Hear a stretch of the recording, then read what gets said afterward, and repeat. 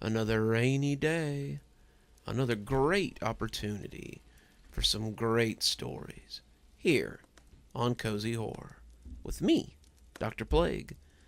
Let's get you all settled in by the fire so we can share some great times and tell a few stories too. Hope you've got a comfy blanket and you've got your hot beverage, because we're going to head right in to 5 great tales. I know it's a day late, but today's stories are about fathers in celebration of yesterday's Father's Day. So, I hope you remembered to call your dad and wish him a happy Father's Day. Let's start off with a story about a father with a strange malady. Someone who's a little too stubborn to take care of himself. Let's hear a story from yours truly about how Dad had a hole in his head. I'm not sure which was weirder, the fact that Dad had a hole in his head, or the fact that he was just so unimpressed with it. Dad had come home from his job at the steel mill, just as he had 1,000 times. We heard him sit his hard hat down by the door as he stripped out of his jumpsuit before coming to dinner. Mom had meatloaf on the table with potatoes and peas, Dad's favorite, and we waited patiently for him to arrive like we always did. If this sounds weird to you, that's because it should. Dad had a strange idea that he should go to work, Mom should stay at home and keep the kids, and that everyone should look like an episode of Leave It to Beaver when he got home. I remember for a while, Mom met him at the door with a cold glass of beer when he came home. He eventually told her to stop so that the dust from the mill didn't get on her. It was odd, but Dad paid the bills, and that's how he liked it, so that's what we did. Mom had gotten half of her welcome home greeting out before it curdled in her throat. My brother had already seen it, but I was still looking at the TV around the corner and hadn't seen it yet. MTV was playing a song by a band I liked, and I looked up at Mom to ask if I could use the bathroom when I noticed Dad's head. Dad, meanwhile, had sat down at the table like nothing was amiss, opening his napkin and putting it on his lap. He was hungry from a day at work, and he had just started asking us about our own day when he noticed our horrified looks. What? What's the matter? All 3 of us were speechless for a moment. How did he not realize what had us all so gobsmacked? Surely he had to feel that. He had to realize what had happened to him. There was no way that a person could be so oblivious of something like that. In the center of Dad's forehead was a hole big enough to stick your pinky finger into. It wasn't like a wound. Wounds usually bleed or appear red or scabby. This one was simply a black hole in his forehead. The edges looked a little ragged, but that more reminded me of a hole that someone had drilled into the pavement than a wound. As strange as the hole was, the fact that it didn't seem to have an exit point was even stranger. "Honey," Mom asked, trying to be diplomatic about the situation, Did something happen at work today?" "No," Dad said, looking at her speculatively. "Well, Stubbins was changing the no-slip grating on the walkways, but that's really not that weird, I guess." Are you sure nothing odd happened today?" she asked, trying to tiptoe around the matter so she didn't upset him. Sometimes Dad could have a temper, and none of us wanted to see it. "I guess, maybe," he seemed to think about it. "There was this guy I bumped into on the sidewalk. I fell down, and he helped me up, but it was nothing." When she continued to look at him skeptically, he set his fork down angrily and glowered at her. "Look, Martha, if you have something to ask, then just go ahead and ask it. I'm trying to eat here." "Dad, there's a huge hole in your freaking head." I was never what you'd call subtle. Dad wrinkled his eyebrows at me. "What in the hell are you talking about?" "There's a hole in your forehead. How do you not feel that? Are you trying to be funny? 'Cause you know I don't like jokes." Despite his gruff tone, though, he began feeling around his forehead as if trying to find the source of discomfort. He seemed half-hearted, like he was just doing it as a favor by looking at it in the first place. But when his fingers touched the ragged edges of the hole, he shuddered a little. I didn't think it had hurt him, not really. It was more like the shudder you get when you have an itch and you scratch it. He inspected it with his fingers for a moment before getting up to look at it in the bathroom mirror. The 3 of us hovered just outside the door as he looked at it in the mirror, and we must have looked like some old comedy routine as we waited for his prognosis. After a few minutes of poking and prodding at it, he finally turned away and walked past us, leaving us just standing there. We found him at the kitchen table, eating his dinner like any other night. "Sit down. Your mother's meatloaf is getting cold," he told us, once he noticed we were there. "Dad," I started, but Mom put a hand on my shoulder. "Harold, there's a hole in your head. Don't you think we should go to the hospital?"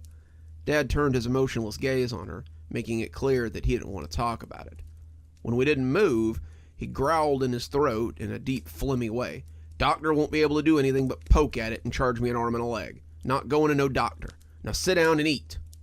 Then he went back to eating, ignoring us until we returned to the table and ate as well. We all tried not to notice the hole as we ate, but it was hard to ignore.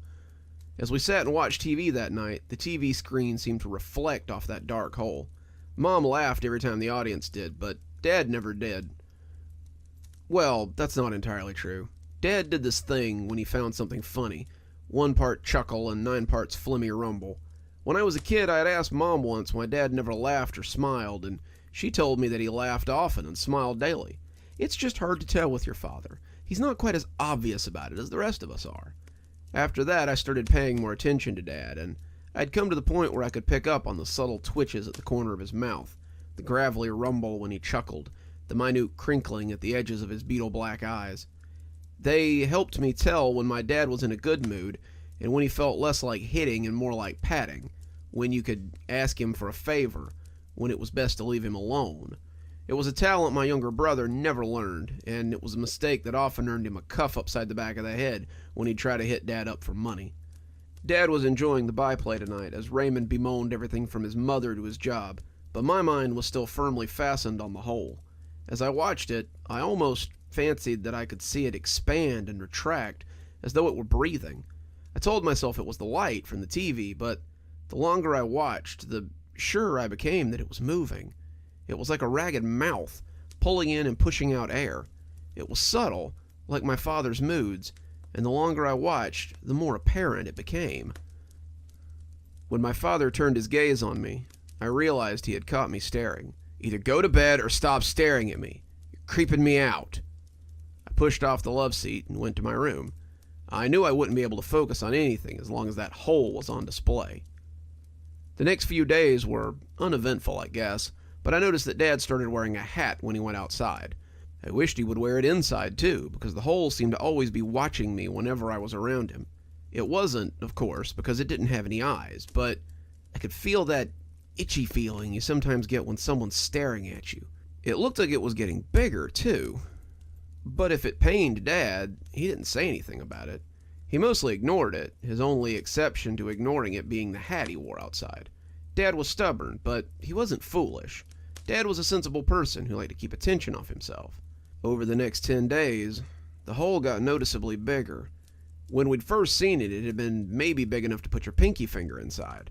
Now I could have easily put several in there, and still he refused to go to the hospital. Mom tried to coax him, but he said it wasn't worth bothering a doctor over. If it was bad, it would hurt, and it doesn't. If it means to go away, it'll do it on its own. He went to work, came home, watched TV, and all the time that hole continued to grow. I found myself looking at my father more and more often, that gaping chasm seeming to look at me, even when his hat was on. I started having dreams about that hole, and in my dreams it oozed and bled, and a single eyeball rolled around to look at me. No matter what Dad was doing in the dream, that eye stared at me until I came awake, gasping. Then one day, he came to breakfast, and the hole had taken in his eyebrows. It wasn't a hole now, it was more like a pit, a crater, that just so happened to sit in the middle of my father's head. Mom was left with an egg halfway to her mouth as she stared into that gaping void. We could all see it breathing now, the push and pull of its respiration as it drew in its terrible breath. Dad sat eating his own eggs and grits, pretending like nothing was wrong, but it was clear that he felt it too. He refused to answer any of us when we called his name, and left for work with his breakfast only half eaten. I noticed that when he came home from work that day, there was a different hard hat on the table in the entryway.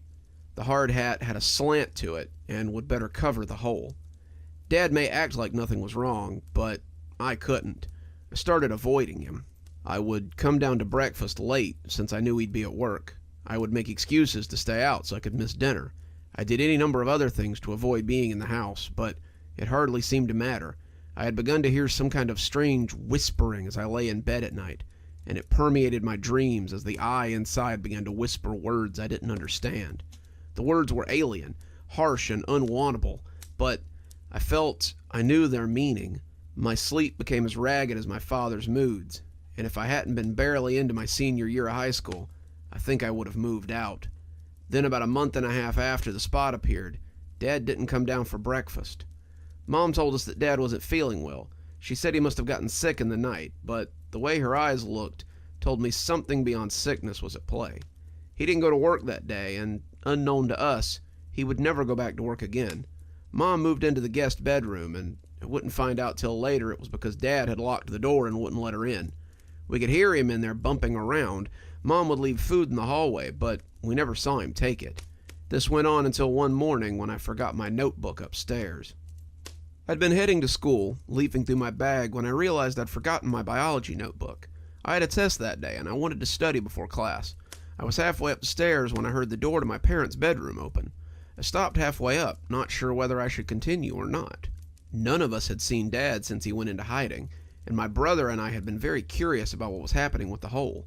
I put my fingers on the carpet and scrambled slowly up the stairs, peeking over the edge of the stairs as I heard the scrape of silverware being bumped. I could see my father's back, clad in a bathrobe and knee socks, as he bent over for the day's breakfast tray that my mom had left for him. He seemed to be having trouble grabbing it, and his hands threatened to knock over the juice that she had set beside the bowl of oatmeal. Then he stood up, and I had to put my hand over my mouth as he came into view. The top of his head looked like nothing so much as one of those cartoon holes they used to trap each other. It was a swirling black vortex that looked a mile deep, and as he turned to go back into the room, I could see the hole was like some kind of optical illusion. It was exactly as deep on the other side as it was on the back. He turned and took the tray back into the bedroom, but when he bumped the tray on the corner of the door, I realized why we had heard him banging around so much the last few days. In my dream, the hole always had an eye, but in reality, it had stolen my father's sight. The dreams became different after that. Every night I dreamed that my family was eating around the breakfast table. My brother sat on my left, my mom sat on my right. Dad sat across from me, bent over his breakfast as usual. They all sat eating food from a massive pile, their breakfast more like a buffet. I seemed to be the only one paying attention to the strange creature wearing father's clothes, and the food he ate was pushed into the circle hole atop his head. As I watched, the eye emerged again, but it wasn't alone this time. The eye was in a face, and the face was long and terrible. The skin was tan and leathery, like a hide left out in the sun too long. The hair was white and fine like a corpse's. The teeth were jagged and yellow, its eyes the cataract threads of the chronically blind, and when its face rolled around to look at me, I would shake as its lips rose in an almost comical grin. As everyone ate, the mouth opened and a low whisper began to assault my ears. Every night, that whisper became a little louder, and over time, I came to understand the words. Shally shally may ray, fori fori may gra, lee raleigh grega, su raleigh drema. The words slid into my ears like slugs, coating my brain in the forbidden knowledge they possessed. I wasn't sure what the dream meant, but I knew that they were meant for me. Was this the thing that had been staring at me the whole time? Was this the reason I had felt watched? As the dreams continued, I began humming or reciting the words it spoke to myself during the day. I would catch myself making little rhymes out of it, and they were never far from my mind. It was almost soothing to speak those words, a balm to the terrible dreams and the terrible fear that wormed its way through my mind. I knew what it wanted me to do, and one night, I did my part. I needed to use the bathroom in the middle of the night, my bladder full to bursting. I was leaving the bathroom when I noticed that the door to my parents' room was open for the first time in a long time. There was a noise coming from inside, and it sounded pained. I thought maybe one of the dogs had gotten in there and gotten hurt, but I think even then, I knew what I would find. Dad was on the ground, his swirling head practically hyperventilating as it pulled in and out. The swirls had taken in Dad's shoulders and the top of his chest. He was lying on the floor, flopping around as his arms protruded from the vortex. I reached down and helped him sit with his back to the bed. He couldn't talk, probably couldn't even see, but he seemed to understand that I was there to help him. As I looked at the swirling mass, though, I felt the words come to my lips. I don't know if they were intentional, but I know they were the words that needed to be said. Shali Shali Rayma, Fori Fori Megra, Li Raleigh Grega, Su Raleigh Drema. As the words fell from me, I saw something swirling in the mass of shadows. I was worried it would be the huge eye, like the one I'd seen in my dreams, but I was even more afraid that it would be the ancient face that I often saw amidst the vortex. As it swirled and thrummed, I could see the white hair beginning to sprout from the depths. The head was coming on fast, and as those eyes emerged from the depths, I could see the corners cast up in a smile. My shaky legs took me away from him with small, stuttery steps. His face came free of the murk, but it wasn't done yet. As his head slid free, a withered form emerged beneath it. He was naked, looking like some kind of wizened mummy, as his leathery skin slid from the dark pool. Below the dark pit that had made up my father's head, his body began to shrivel up like a 4th of July firework, becoming blackened embers before my eyes. The more of that evil thing that came free, the less of him there was, and when his withered feet touched down on the soft carpet of my parents' bedroom, what remained of my father simply blew away. The old man reached down for the grubby bathrobe that Dad had been wearing, and tittered as he pulled it around himself. "Took you long enough, but I guess I can't be upset. You and your father have served me well, though you never realized you were doing it. Your reward is not sharing in his fate. Your punishment is knowing you are responsible for my return to this world. What you do with these gifts is up to you."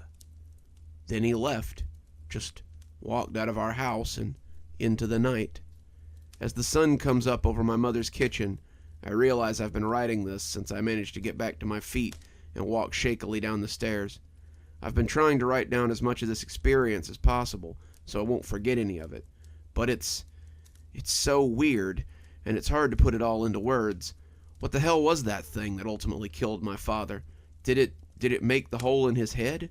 Why him? As I sit here watching the sun come up, I realize I may never know.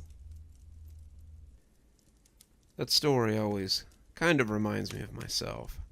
Sometimes I'll have ailments or wounds or something that I'll doctor myself, not going to the hospital or not talking to a doctor. I know I should take better care of them, but some habits are hard to break.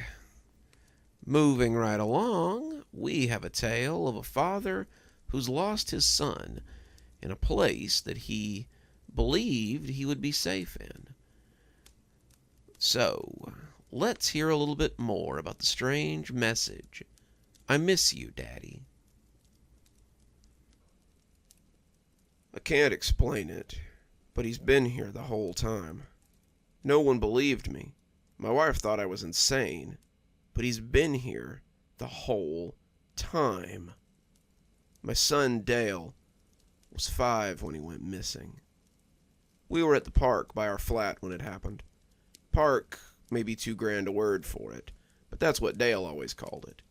In reality, it was a big plastic play structure with a couple of slides, a climbing wall, and a sand pit. The whole thing is surrounded by a 15 by 15 fence with a couple of benches for parents to sit on inside. That's where I sat that day, scrolling through Reddit and finishing my cigarette. Dale was playing with a couple of neighborhood kids, their parents sitting on the other benches, so they didn't have to breathe in my smoke. I looked up in time to see him go beneath the play structure, into an area they call the cave.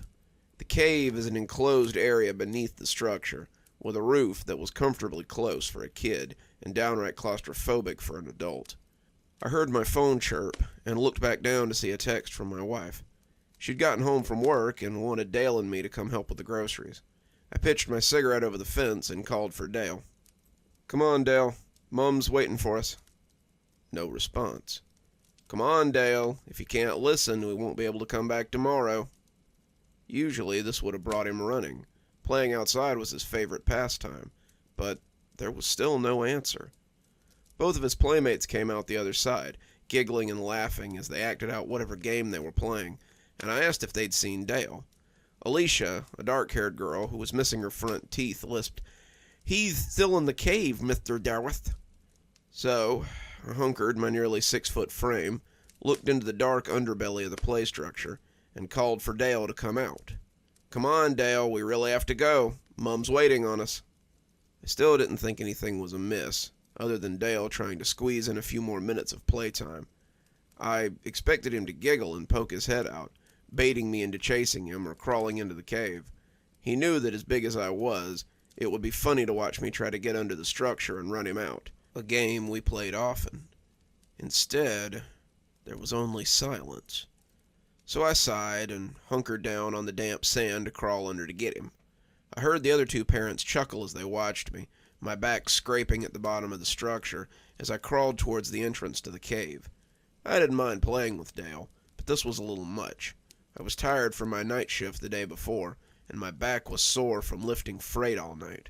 I resigned myself to having a stern talking to with him on the way home about not listening and crawled into the dark opening of the cave. As I passed from the lighted world outside, the afternoon sun cut slants across my face through the boards of the structure as I entered the darkness of the cave. I felt a crawling sensation on my neck suddenly. Thought I might have picked up a spider, and I ran a hand over to knock him off. There was nothing there, but the feeling wouldn't abate. It felt like my hackles were up, that ancient feeling of predators nearby putting me on edge, and it took everything I had to keep dragging myself through the space. It was only about 5 feet of blackness, but the space was preternaturally dark. It was the weirdest I had felt in years. Was it always this dark in here? I'd crawled through here before, but I didn't remember it being this black. Worse still, I didn't feel like I was alone in here. Of course I'm not alone, I reminded myself. I came in here to get Dale. As I crawled through, I began to doubt that he was still in here, and the sense that something else lived here wouldn't so easily be put aside. I felt like something hateful lived here, something that was even now hungry and slobbering. My goal went from getting Dale to getting the hell out of the space, and I came out the other side, expecting to be dragged back and consumed any minute. I stood up, wiping the dirt off my knees, as the air puffed out of me loudly. It could have easily been mistaken for exertion, but I'd be a fool to pretend it was anything but fear. I expected my son to pop out and laugh at his silly old dad then, but he was still nowhere to be found. "Dale?" I called, my voice becoming fearful after what I'd experienced. "Dale!" The other parents looked up, hearing the jagged quality of my voice, and rose to see if everything was okay. I can't find my son," I told them, and they told me not to panic as we searched the structure. My wife came walking up just as I started getting frantic, and she must have sensed my concern as she caught sight of me.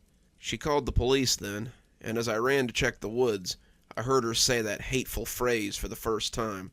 "Our son's gone missing. Please send help." Half an hour later, 2 cars pulled up and a couple of officers came to render assistance. I had searched behind the flats, in the scraggy woods nearby, around the little retention pond that I always told Dale to keep away from, and was just about to start knocking on doors when I saw them. They wanted to talk to me being the last to see Dale, and the officer in charge sent 2 of his men to check nearby houses as they asked me questions for the next few minutes. Where had I seen him? What was he wearing? Was there anyone suspicious around? Who were his mates? Where might he have gone off to? Did he run away often? And all the time they assured me that they would find him, and not to panic. I answered their questions honestly, but I knew that he couldn't have left the play park. Dale was small for his age. I told them so, and despite all my misgivings with the flat we lived in, they had done one thing that I thanked them for. The clasp on the gate was too heavy for a little tyke to push up.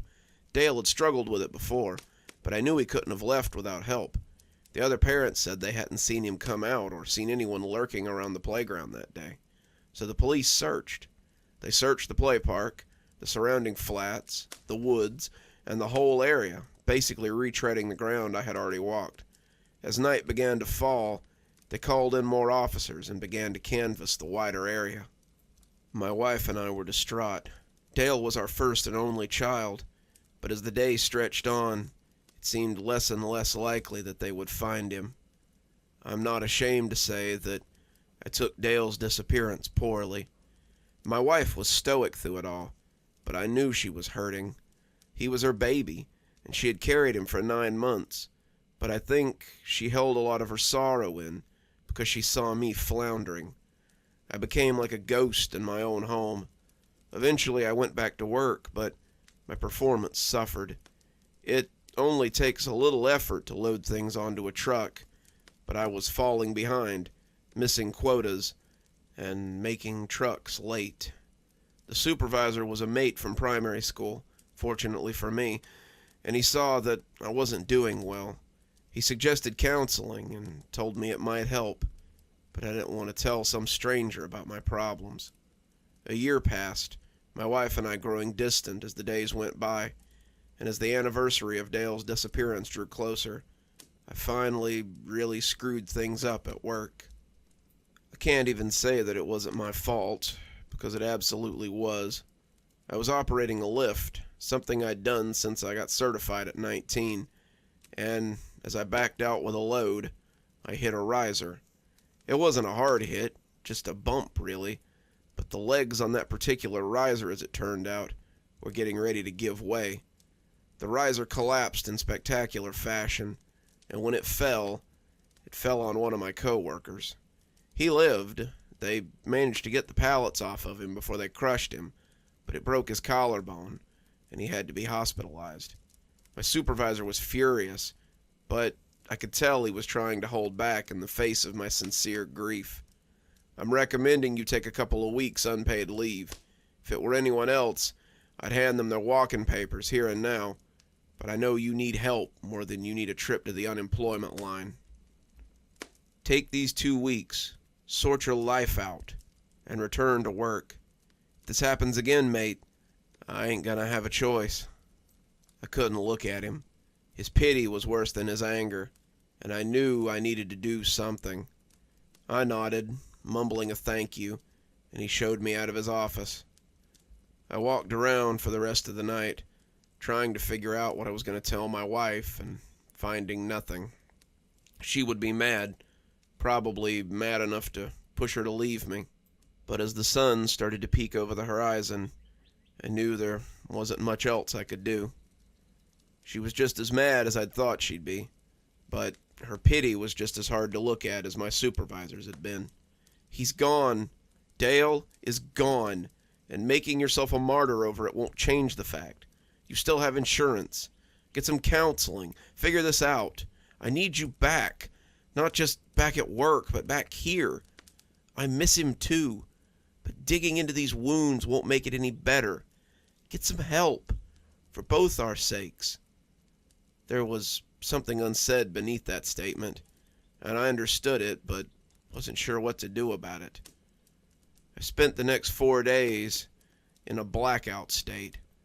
I had found my therapy at the bottom of a bottle, something I had avoided up to that point. With no job to go to, I just stayed at home and drank my pain away. My wife's patience finally ran out. After 2 days of watching me hunker on the couch like a sot, she told me she was going to see her mother for a few days, and suggested I sort myself out while she was gone. If I come home and you're still like this, I can't promise I'll be back for long. Once she was gone, I spent most of my day in a fermented haze.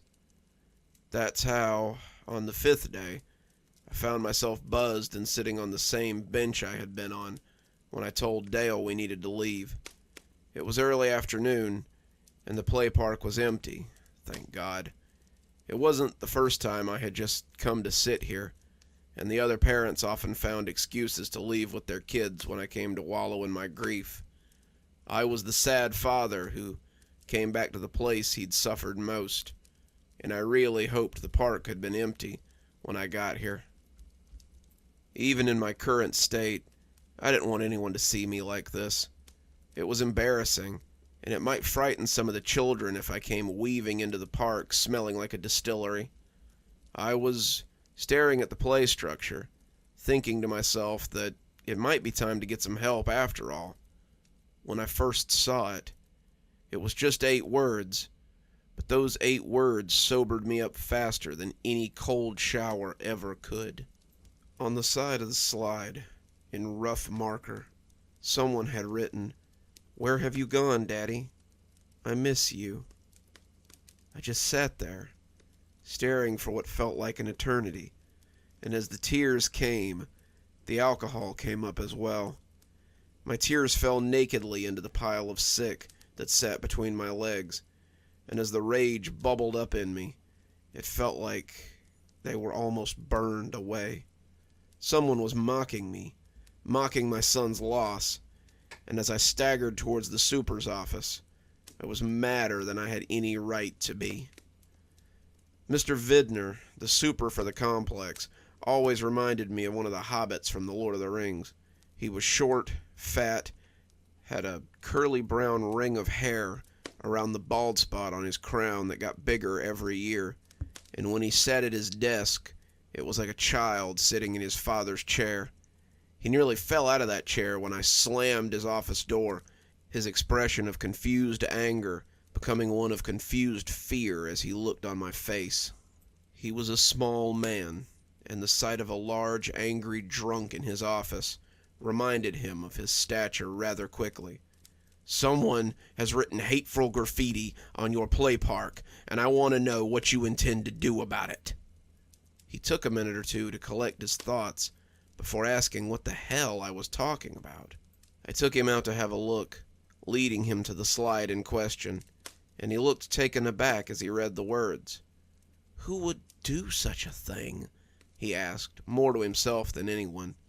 The way he side-eyed me, I could tell he thought I might have done it myself, but one look at my face made him rethink it before he said it. "I'll take care of it immediately, Mr. Dawes. In the meantime, why don't you go get some rest? You look under the weather."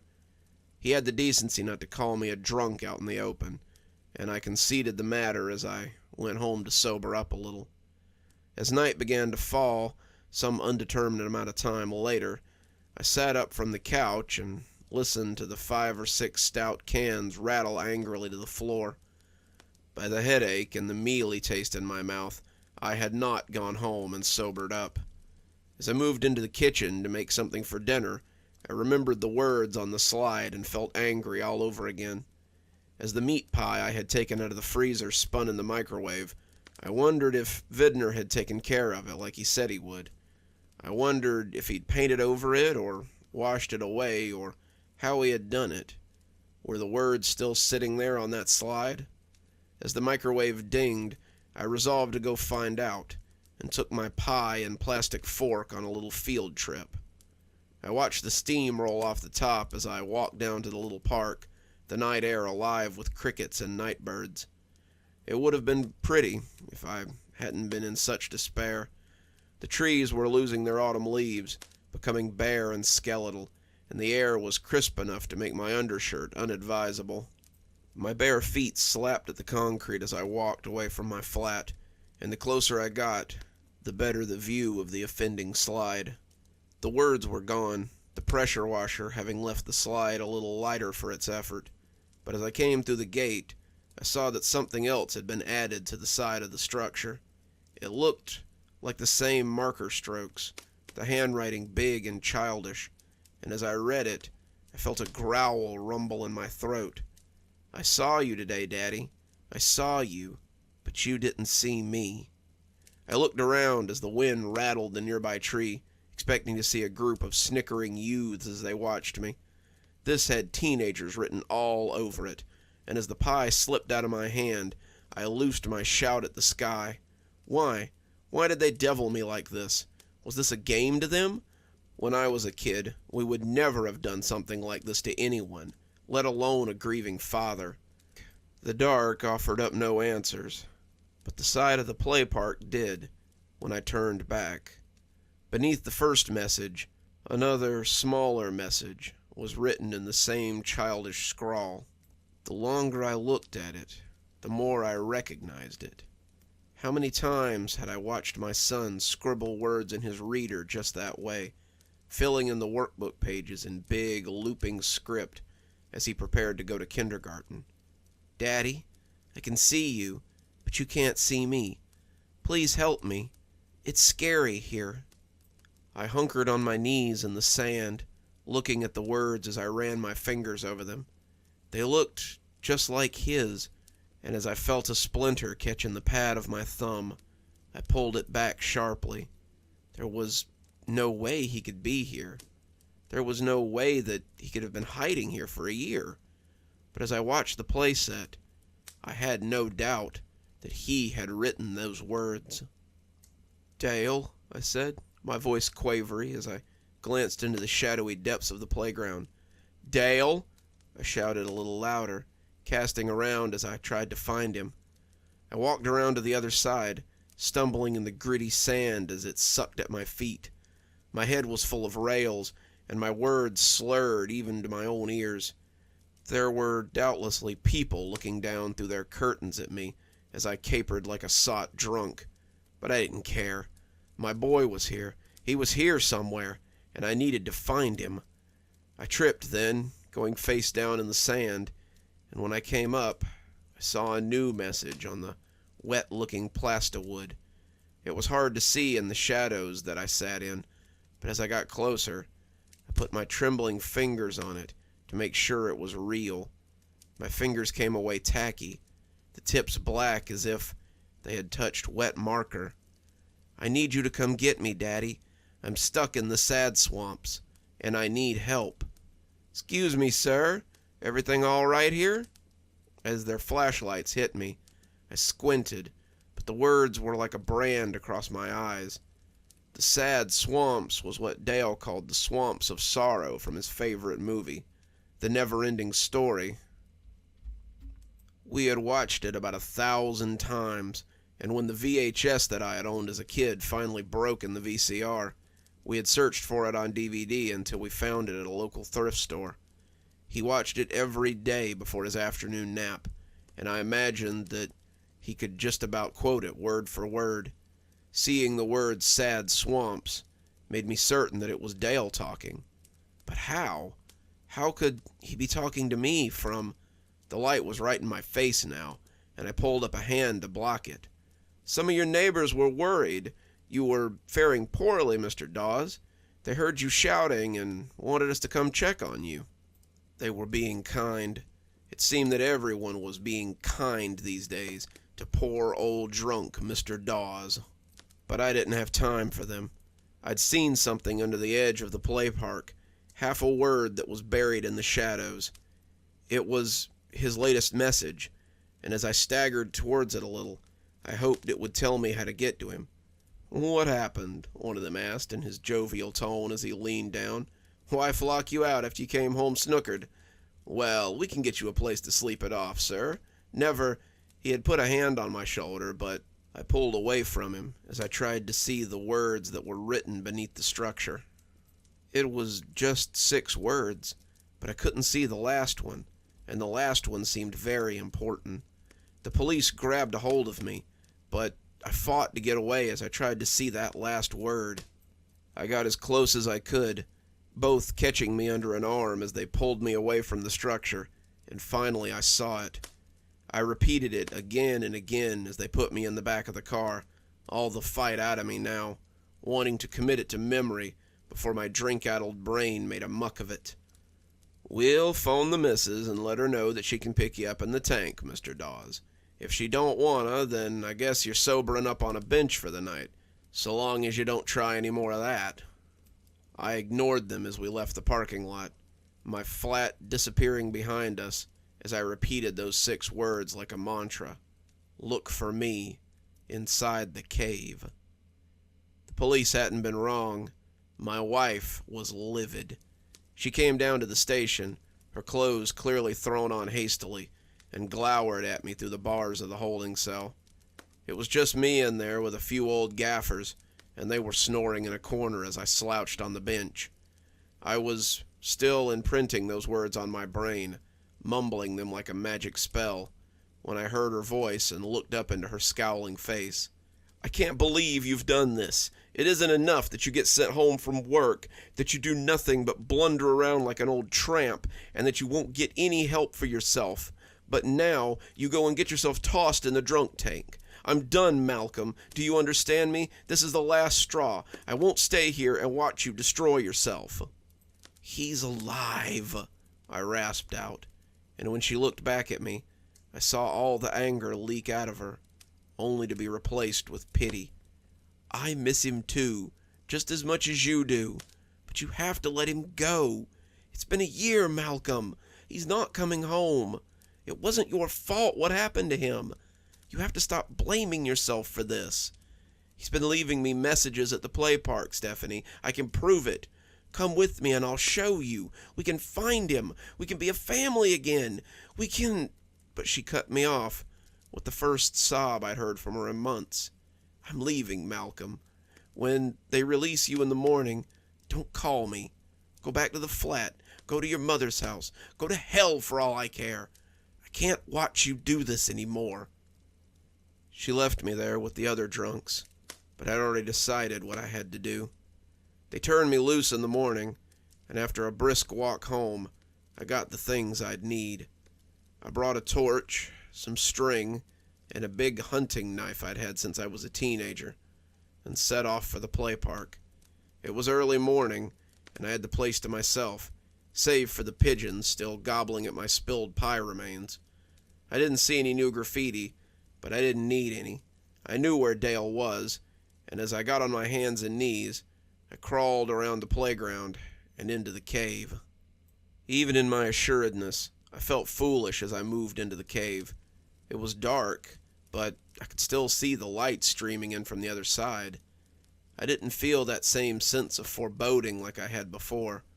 No sense of monsters coming to gobble me up, and I turned on the torch as I checked out the corners.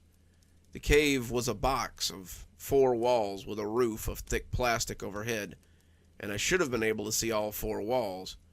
3 of the walls were normal enough, but as I looked to the west-facing wall, I was aware of another opening that led into a space that shouldn't exist. An opening between that led into deeper darkness. As my torch turned against the encroaching blackness, I turned my body in a ponderous circle and started crawling into it. If I meant to get my son back, I would need to hobble into the sad swamp and come out the other side. In contrast to the dark cave behind me, the space I entered was pitch black. The edges of my light curled oddly, the darkness seeming to retreat around the edges like felt as I moved in deeper. I wasn't underground. I was still heading forward, but given the dimensions of the play structure, the place I crawled shouldn't exist. The length was wrong. The longer I crawled, the more I expected to wake up and find that I had fallen asleep in the drunk tank. The space was cramped, but felt vast as it stretched on. It was like an abandoned underground cave, the claustrophobic passage threatening to collapse on me at any minute. Besides being black dark, it was also utterly silent. Besides the crunch of my knees as they moved over the sand, no other sounds seemed to exist. My own labored breathing seemed to be absorbed by that thick midnight around me, and every painful drag of my body sent a spasm of need through me. It was a primal need, a need to stand at my full height and stretch my arms up, a way to dissipate the confining gloom that hung around me. The same part of my brain made it pretty clear, however, how bad an idea that would be. What if my hands should pass into that darkness and never return? What if the darkness came back with the hand? I kept crawling into that inky soup, wondering if I would simply wander here forever. It was pitch outside the protective beam of my torch, and with every struggling shuffle, I wondered why I didn't turn around and go back. Nothing could survive down here. Nothing could live in this pitch blackness. If I didn't go back now, I'd never find my way out, and be forced to wander endlessly in this void until my torch went out. And then what? I knew I wasn't alone when I heard the soft scuff of feet on sand. I looked into the black expanse, expecting to see the beast that had terrified me the last time I found myself in this nothing. The beam of my torch didn't go very far. At the end of the light, I could hear the scuff of bare feet on sand, though.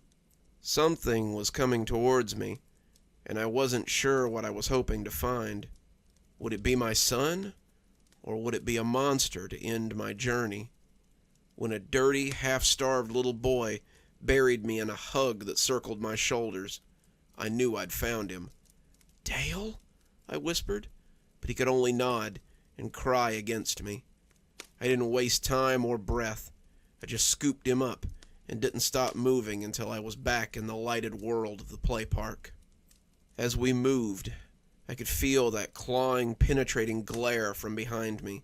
Something had noticed I was taking its prize, and they were unhappy. I kept crawling, kept pulling, but I could hear those scrabbling feet as they kicked up sand. They were getting closer now, their growl loud and thunderous, and on a whim, I turned my torch on them. Bathed in the light, they yelped wildly and kicked up sand as they backpedaled. I didn't dare look back to see what was tailing me. I put on a burst of speed, crawling like our lives depended on it, and when I collapsed in the light of day, I was aware of people shouting at me to get out of there. Their kids were asking who I was and why I was so dirty, but they must have thought I was a bum.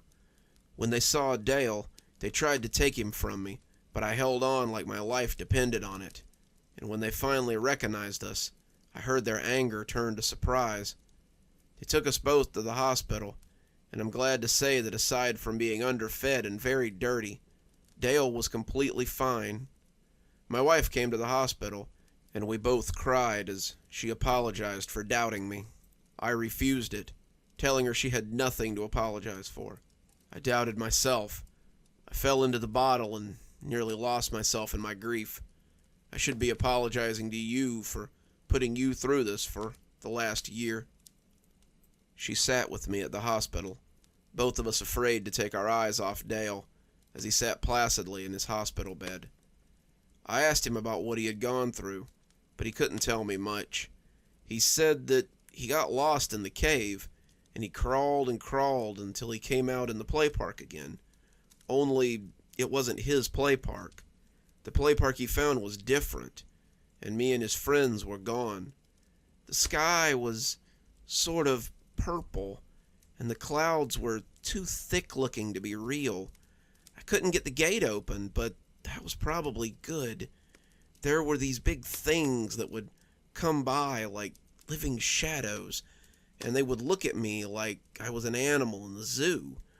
I drank some water from a gross puddle, but there was no food. Sometimes I went to sleep in the cave, but I always felt like something was watching me in there. It never tried to hurt me, but it always felt like I was hiding and waiting for someone to catch me. I thought I was going to starve before I heard you breathing in the cave. I had to run away to get away from some shadow people who were looking for me, and I heard you down there and went to see what the sound was. I asked him about the messages, and he said he had found some kind of marker in the sand over there, and that was about the time he started seeing a shadow inside the play park. I knew it was you. Somehow I just knew it was you, but you couldn't see me. So I started writing messages, hoping you would see them. I guess you found them. The strangest part is that Dale swears he was only there for a week. He says he kept going back into the cave, but he only slept a few times while he was away. What's more, the doctors say he doesn't appear to have grown in the time he was gone. His dental records and growth structure are the same as when he had a checkup about a month before he disappeared. I'm glad to have Dale back, but I don't let him play in the cave anymore. We still visit the play park, and I still let him slide on the slides and run on the structure like he used to, but he's forbidden to go underneath anymore. It's a rule he doesn't mind following, lest he get lost in those dark tunnels for a second time. I never liked those big plastic tunnels as a kid. They always made me think that, I was going to go into one and come out somewhere else. This was before the back rooms, too, so I guess I was an innovator. Who knows? But I always know that when I was a kid, they made me really uncomfortable. Ball pits, too, but I don't know. I think that was stories about snakes being in them. Coming up next, we have a strange artifact left by someone's father. A father that he had never known, in fact, who seems to be writing him from a long ago time. So, let's have a seat and read some letters in the attic.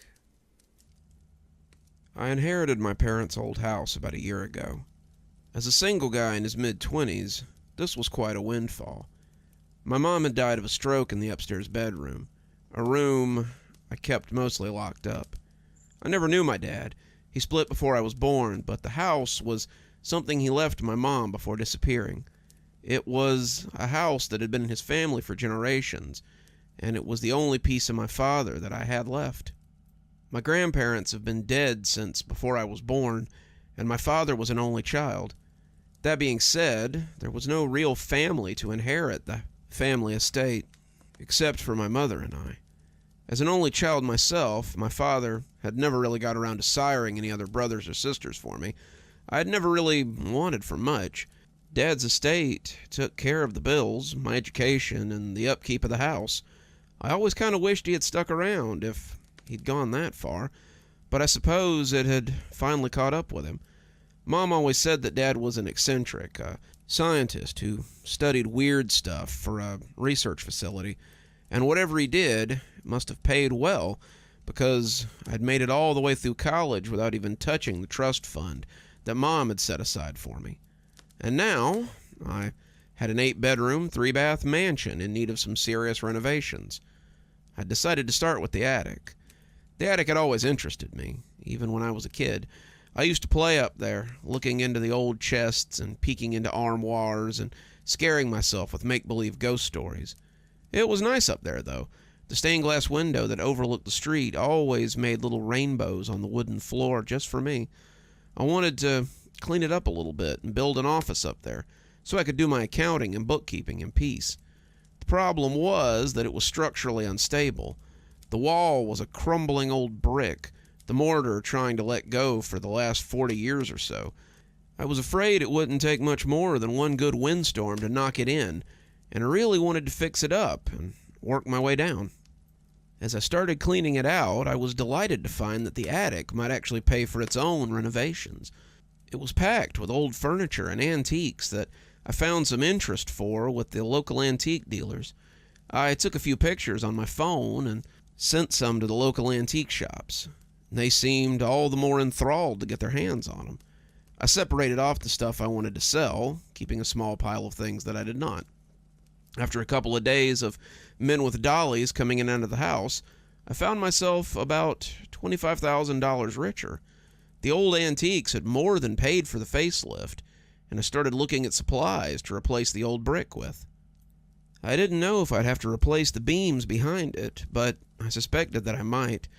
Mom told me that Dad had said the attic was one of the few original parts of the house, which had apparently been built in the late 1700s. It was one of the first large homes to be constructed in the area, and his ancestors had received it from some fellow after working the land for him. They had been less indentured servants and more live-in caretakers. The man had hundreds of acres, a large farm, and several dairy cows that needed to be taken care of. My dad's forebears and their children had been more than up to the task, having recently immigrated from Ireland.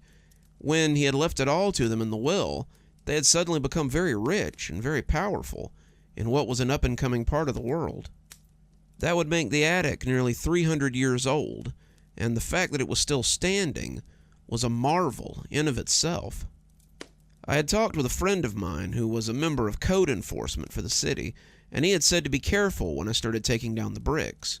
He said he was pretty certain they weren't load-bearing, but if the attic was as old as I had said, then it would be an accident waiting to happen. I'd been up in the attic during all kinds of weather, and I'd never seen it so much as sway in the wind. Whoever had built it had done some amazing work, and had actually built it to last. As I set to work taking down the first of the bricks, I did so with an ear out in case I needed to run. I had barely set my hammer to work when I saw something sticking out between a loose brick. It appeared to be an envelope, an old and yellow thing that likely would have crumbled to nothing had it not been sealed up in the wall. I reached out for it, wiping masonry dust off of it as I looked at the front. It was signed, "To my child," from Marcus Krim, and it was dated 1934. This gave me pause. As far as I knew, there was only one Marcus Krim that had ever lived in this house, and he had been my father.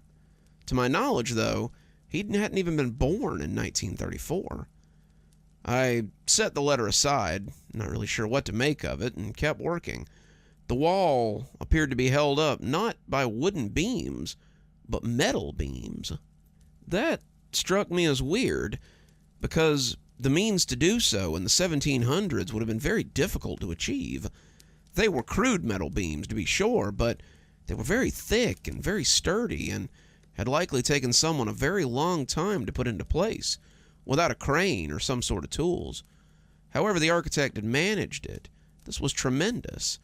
I would save a lot of my recent windfall by not having to replace the wooden beams that I had assumed would be there, and decided that the flaky wall was just a product of its time. I was halfway through the north face of the wall when I found another letter. The front of this one read, "To my child," from Marcus Krim, 1984. The date on the letter seemed reasonable. My father would have been about 12 years old in 1984, but I doubted that he was writing letters and putting them in the masonry. I set it aside, wanting to get back to work, but it was hard not to open it to see what it contained. This one looked a lot newer than the other one, and I supposed it had spent a lot less time in the wall. Why my father was leaving letters for me inside the attic wall, I didn't know, but I supposed that when I was done for the day, I might sit down and see what he had written me. By midday, I had found 5 other letters, and my curiosity was piqued. I had found one from 1984, one from 1934, one from 1956, and another one from 1890. There was also a 5th from 1954. They had been stuffed in the wall behind loose bricks, popping out as I smashed up the wall with my sledgehammer, and as I broke for lunch, I decided that it might be time to have a look at them. I didn't know if this was some elaborate joke someone was playing on me or not, but the idea of getting letters from my father, a man that I had never known, was intriguing. Maybe the dates were code or something, and I wondered if there was some other treasure to be found in the house, besides the antiques in the attic, that was. I decided to open the letter from 1984 first, it being the closest to today's date. Inside was a handwritten letter in what I recognized as my father's meticulous script. I had seen some of his journals in the library, writings on physics and scientific theory, and I was familiar with the way that he wrote. He marked the envelope with a stamp, though I had no idea why, and it had been sealed with wax that was light as I broke it. Hello. As I have not learned your gender yet, your mother insists that it be kept a secret, I'll just call you Child. I suspect you have questions, and I wish I could answer all of them, but I fear this letter will be a poor explanation. Your mother may have told you that I was involved with an organization studying scientific principles. One of the principles they were interested in was time travel. It wasn't something I believed in, but I was willing to take their money and study their theories. I thought the concept was so much hogwash, but as we began to make breakthroughs, I had to admit that there was merit to it. I began to get excited, thinking we might actually break the secret of passing backwards and forwards in time. On the day of testing, we all drew straws to see who would be the one to test the device. I drew the short straw, so I was placed inside the chamber. I pray they did not send anyone after me, because it appears that something has gone terribly wrong. I closed my eyes in 1998 and opened them again in 1984. We'd done it. We could go back in time. But there was a problem. I had no way to return, and it appeared that my means of time travel was unstable. I arrived in December 1984, but 3 days later I was in September 1984. I was jumping backwards in time, little hops at first, but I suspected they might become progressively stronger as time went on. I don't know how to contact you, or if you'll ever find this letter, but I know the house has existed for at least 200 years. If I leave a letter in the attic, somewhere it's not likely to be stumbled across until someone is looking for something else, maybe you'll find it, and you'll know that I didn't abandon you and your mother. You'll know what actually happened. I'm going to break into your grandparents' house tonight and hide this in the attic. I remember that tonight was when they left me at my sitter's house and went out to see a late movie, so there should be more than enough time to get in and leave the letter in the wall of the attic. I hope it finds you well, and I hope that you are well. Sincerely, Marcus Krem. I was speechless for a moment, not sure what to make of it. Was this real? I'd known my father was a little eccentric. Mother said he towed the line between genius and crazy, but this was out there. Had my father been playing some elaborate joke before he left? Had he been trying to trick a small child into thinking that his father was just a time traveler and not a deadbeat? I didn't know, but it only made me more curious to see the other notes. I shifted through them until I came to the one from 1956. It was the next one in chronological order and seemed to be the best place to pick up the story. I opened it with a finger, wincing as the old paper sliced me a little, but I sucked at the paper cut as I spilled the paper onto the old desk. A few drops pattered onto the blotter, but the letter was spared, and as I sucked at it, I read what I had written there. Child, I've spent the last week shifting backwards every few days. Sometimes I would stay in a spot for days, sometimes it was seconds, but it seems I'm destined to live my life backwards.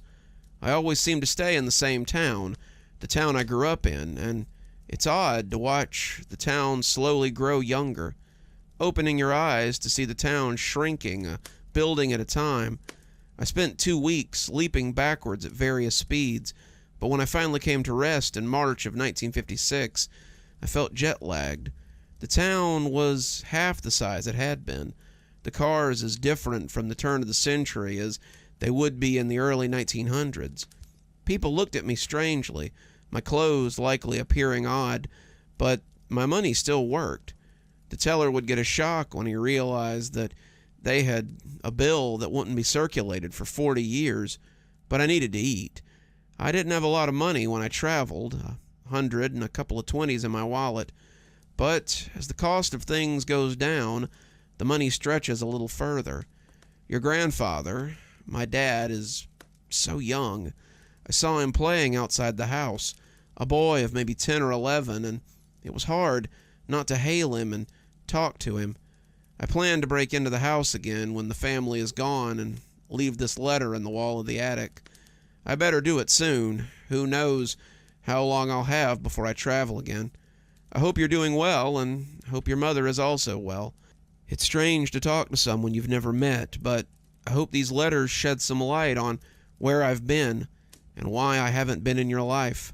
I was beginning to think the notes had been left by my mother, but how would she so expertly duplicated his handwriting?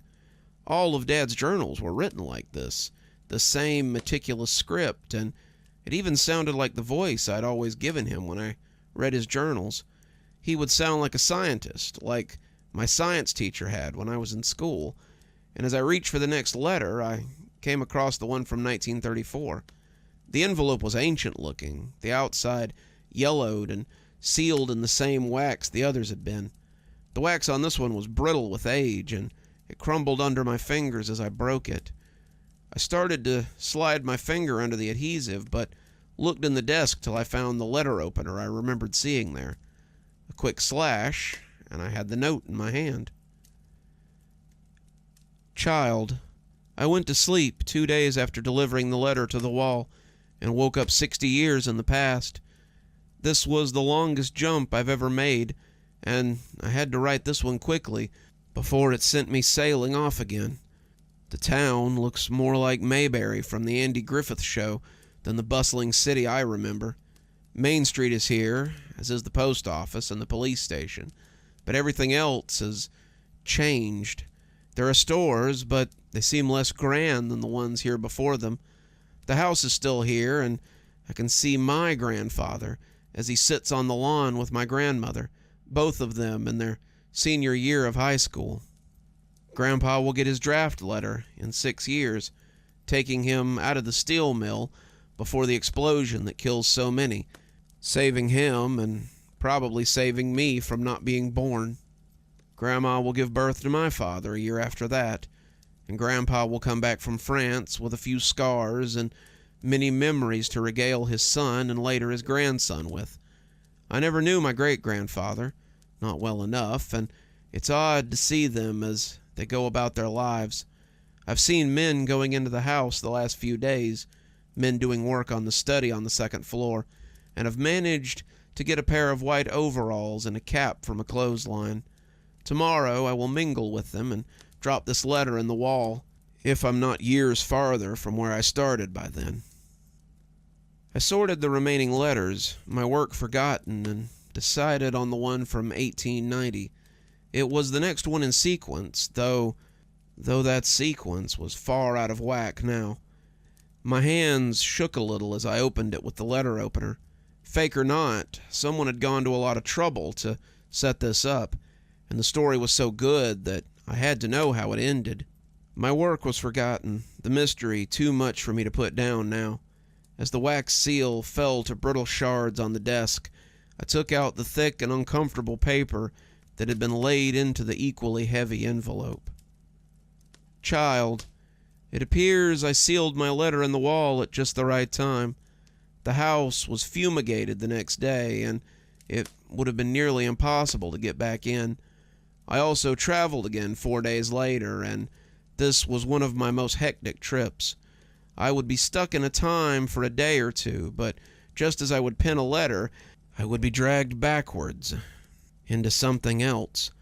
I've started trading my money for gold and silver as I go farther and farther back. I'll soon come to a time when paper money means nothing, and then I might as well burn the notes to keep me warm. Gold, however, maintains its value, as does silver, and so I now have a few actual dollars left, and some mintings of gold and silver on my person. I've got them hidden in a backpack that also seems to travel with me. I wish I had experimented with this a little more, but even though these letters are decades apart, I've really only lost a month at the most. It feels like just last week when I opened my eyes in 1984, but I'm becoming worried that I might be slowing down a little. This last trip has brought me to 1890, and the town is little more than a general store, a saloon, and a collection of frontier businesses. I had to steal more clothes. My modern attire marked me as an outsider. I'm thankful that I traded for gold. My money would be useless out here, but gold is always useful. The house is still here too, but I've skipped 4 or 5 generations. The house is now a plantation, the land worked by field hands, and the house is set considerably out of town. I went there to seek field work, but they thought I was a cousin who'd come to call. They put me up, showing a lot of the old world hospitality I've always heard so much about, which will make it easier to hide this letter. I hope I come to rest soon. I hope this stops. I go to sleep, I blink, and my heart is filled with dread on when I will open my eyes again. I hope you're well, and I hope you're living a better life than I exhaled, looking at the last letter. This one was marked 1854, and it appeared it was the last one I had. As I picked it up, a thought occurred to me. How many more letters could there be in these walls? How many more could there be that covered dates in between the ones I had found? I was no longer skeptical. Quite the contrary, I was hungry for more. and as I split this one open, I held the brittle paper gently, afraid it would fall apart before I got the chance to read it. Child, the traveling is definitely slowing down. I spent 3 months with my forebears in 1890. After that, I spent a month in 1880, 2 months in 1870, and now I've landed in 1854. I've returned to the house again, claiming to be a cousin, and it's odd to see the same people I saw in the 1890s, but years younger. The matron who invited me in is now a mere slip of a girl. Her brother, maimed in the war, is now a healthy young man, passionate about states' rights and the laws that govern man. I'm embarrassed to report that the field hands I saw earlier have been replaced with slaves, but I suppose that was to be expected. They accepted me into their home again, and I suppose I will stay here until I travel again. I hope you are well, and I hope you do not hate me too much. That was it, but I felt like I knew where I could find other letters. It was late into the night when all the bricks were torn down, and I looked amongst the rubble for any signs of paperwork.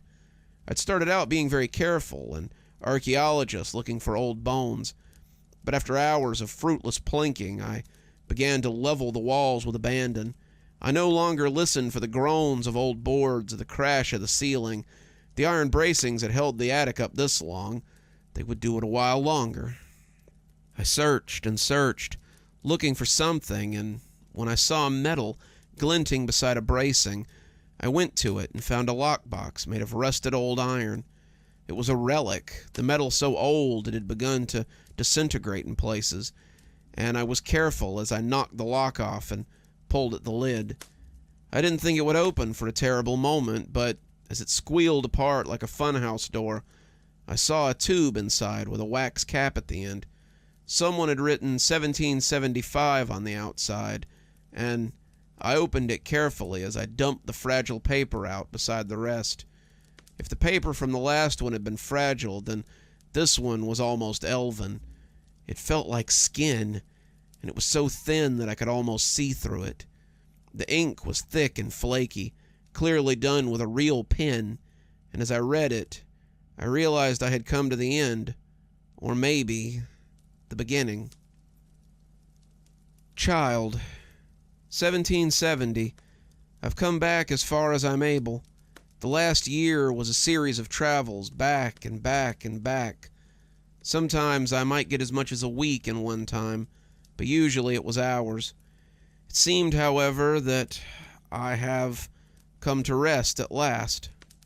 I've been living on the land that will one day be our family home, and I realize that there is no old benefactor waiting for us to come and settle here.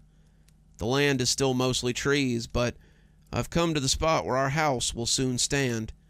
I went into town, the closest town I could find, and purchased it for what I would consider a pittance. The man at the trade office seemed surprised by the amount of gold I had on my person, but it would seem like nothing to someone from our time. I had co-workers who had begun to lay gold back for the coming millennium, sure that the banks would crash and the money would be useless, but out here, money is nothing more but paper and ink. I was able to buy 100 acres and secure enough supplies to build the house and start the farm. I've shown them how to make metal beams, something that I took for granted in my world of metal and glass. The house will be strong, no wooden beams to break and bend, and I secured enough strong backs to help me build it. 1773. The construction is done for the most part. The attic was difficult to build with their current level of technology, but I think they did okay. The house looks just like it always has, and as we set up the barn and the fields, I have begun to loan money to those who are in need. The interest alone has made me wealthy and have become quite well known in the area. The workers I've hired have settled land nearby, and I believe they are establishing the town that will one day encompass this house. 1775. I've lived here for 5 years and have not traveled once in all that time. I think perhaps whatever moved me has dissipated, and I'm now here for good. The town is doing well. They They've established a general store and are now a steady trade route on the road west. I have men who work the land for me, who tend the cows and the sheep as I sit in my mansion and rake in the profits. Life is good, but I am aware of what is to come. I'm no fool, and I know where this path will take me. 1780. I saw them today. They came to the house, asking for work. My 8 times great-grandfather came onto the porch with his hat in his hand and begged me for a job. He said his wife would be happy to be my cook, and his children would help with the land. That sounded fine to me. Most young men who helped me build the house and work the land have gone to fight in the Revolutionary War, and have been struggling to keep up with the chores around here. Thomas has 10 children, a good Irish Catholic family, and the youngest is old enough to help with the day-to-day affairs of the farm. I agreed to hire them on immediately. I am the generous benefactor my family legend speaks of, and I will be dead in the next 15 years. I may have stopped traveling, but I can feel my body aging faster than it should. 15 years is a long time, but I'm sure it will seem like no time at all to me. 1785. The war has been over for 2 years, but a lot of the men who went to fight haven't come back. I'm going to finish this letter and put it in the attic while I still have the strength to do so. I'm barely 50, but I look like a man in his 70s. I can barely make it up the stairs on a good day. I don't know how I will live another 10 years, but I know that if I don't get this in the wall, it may be my last chance. It's sobering to realize that I am the one who's responsible for my family's wealth, the one who made it possible for those who come before me to live in relative ease, but I suppose that's the way of it. If you ever find this, I hope you won't hate me too much. It was not my intention to leave you, but I see now that I would have likely been a terrible father. My work held too much of my attention to ever take you to a baseball game or sit with you and spend an afternoon on the couch. I would have neglected you, and for that I am sorry. This, it appears, is my gift to you. Use it well. You never know when you might be called upon to make your own history. I love you, and I hope you are well. Yours always, Marcus Krim. I sat at the desk and just looked at the collection of letters. It was my dad. He had built the house. He had set our family up. Then he had died without telling them who he was. It was unthinkable, and I realized I had no way to prove any of it. There would be no records going back that far. The original owner of the house had lived before the town had, and the receipt of bill of sale would not have survived. I suddenly wished that Mom was here. She would have wanted to see the letters and would have likely believed them without question. I wished a lot of people were still there, but there was no one to substantiate these claims. I wondered if this was how Dad had felt as he walked to town to begin building his house. Had he felt so utterly alone, knowing that his only real family was still 10 years away in a place that he had never seen? I felt so alone, so utterly desolate, and I sat there looking at the letters and thinking until the sun made rainbows through the stained glass. As I did, I saw them fall on something I had missed. It was wedged far in the back, behind one of the braces, and I walked towards it like it might bite. It was another tube, this one carefully placed so that it wouldn't be jostled or broken when the time came for repairs. I opened it, and inside was a beautiful oil painting of a man sitting in the parlor downstairs. The blues looked a little different, the curtains in the style of the late 1700s, but the man sitting in a wing-back chair was someone I knew. I'd seen his picture before, but he had traded his white coat for a dark, rich suit. His hair was short, more orderly, and he'd grown a mustache. But I would have known him, even if he had a beard. It was my dad, and I knew what I would find when I carefully flipped the painting over. Marcus C. Rim, commissioned 1774 by Warren Fritz. It's framed downstairs now, as are the letters Dad left to me. I think I cherish them more than the house, as well as the knowledge that Dad never really left us. He's always been here, making sure our way was smooth from a gap of generations. Sometimes it's nice to think of a dad you've never met out there, thinking about you and maybe trying his best. I hope those of you who still have your father had a good Father's Day yesterday and spent a lot of time with them. I know from experience that kind of time can sometimes be fleeting. This next story is about a father who's also a writer whose work persists even longer than he does. So let's hear a story about the tapping of the keys. My dad died nearly 2 years ago, and we just buried him today. He was a writer, though you've probably never heard of him. He was known in small circles, celebrated by the community where he lived, but his books will likely never grace the shelves of Barnes & Nobles. I say that like it's a fact, but that may not be the case anymore. Dad, much like one of those painters from the 1800s, became infinitely more famous in his death than he ever was in life. People who wouldn't return his calls, wouldn't even think of publishing his work, now come to see him from miles away. This probably seems strange, given that I just told you that he's dead, so let me start at the beginning. Dad died as he lived, at his keyboard. He's been writing the same book for as long as I can remember. It's a massive 7 or 8 volume series. In one of my earliest memories, I can remember toddling into his office and looking up at him as he smiled down at me, his fingers never leaving the keyboard as he plinked away. Dad wrote other things for magazines or freelance work, but the books were his magnum opus. He would tell anyone who would listen, usually interested friends of mine who were aspiring writers themselves, how the book would be the greatest work once it was done. He had envisioned 10 books in all, detailing the hero's journey of his main character as he attempted to find his father's murderer across several continents, meeting people and finding clues along the way. I've heard him talk about that book almost every day since I was old enough to understand what he was talking about, but I couldn't tell you much about them. He never let anybody read them. He was so protective of them. I don't know more than a dozen people who were aware of its existence at all.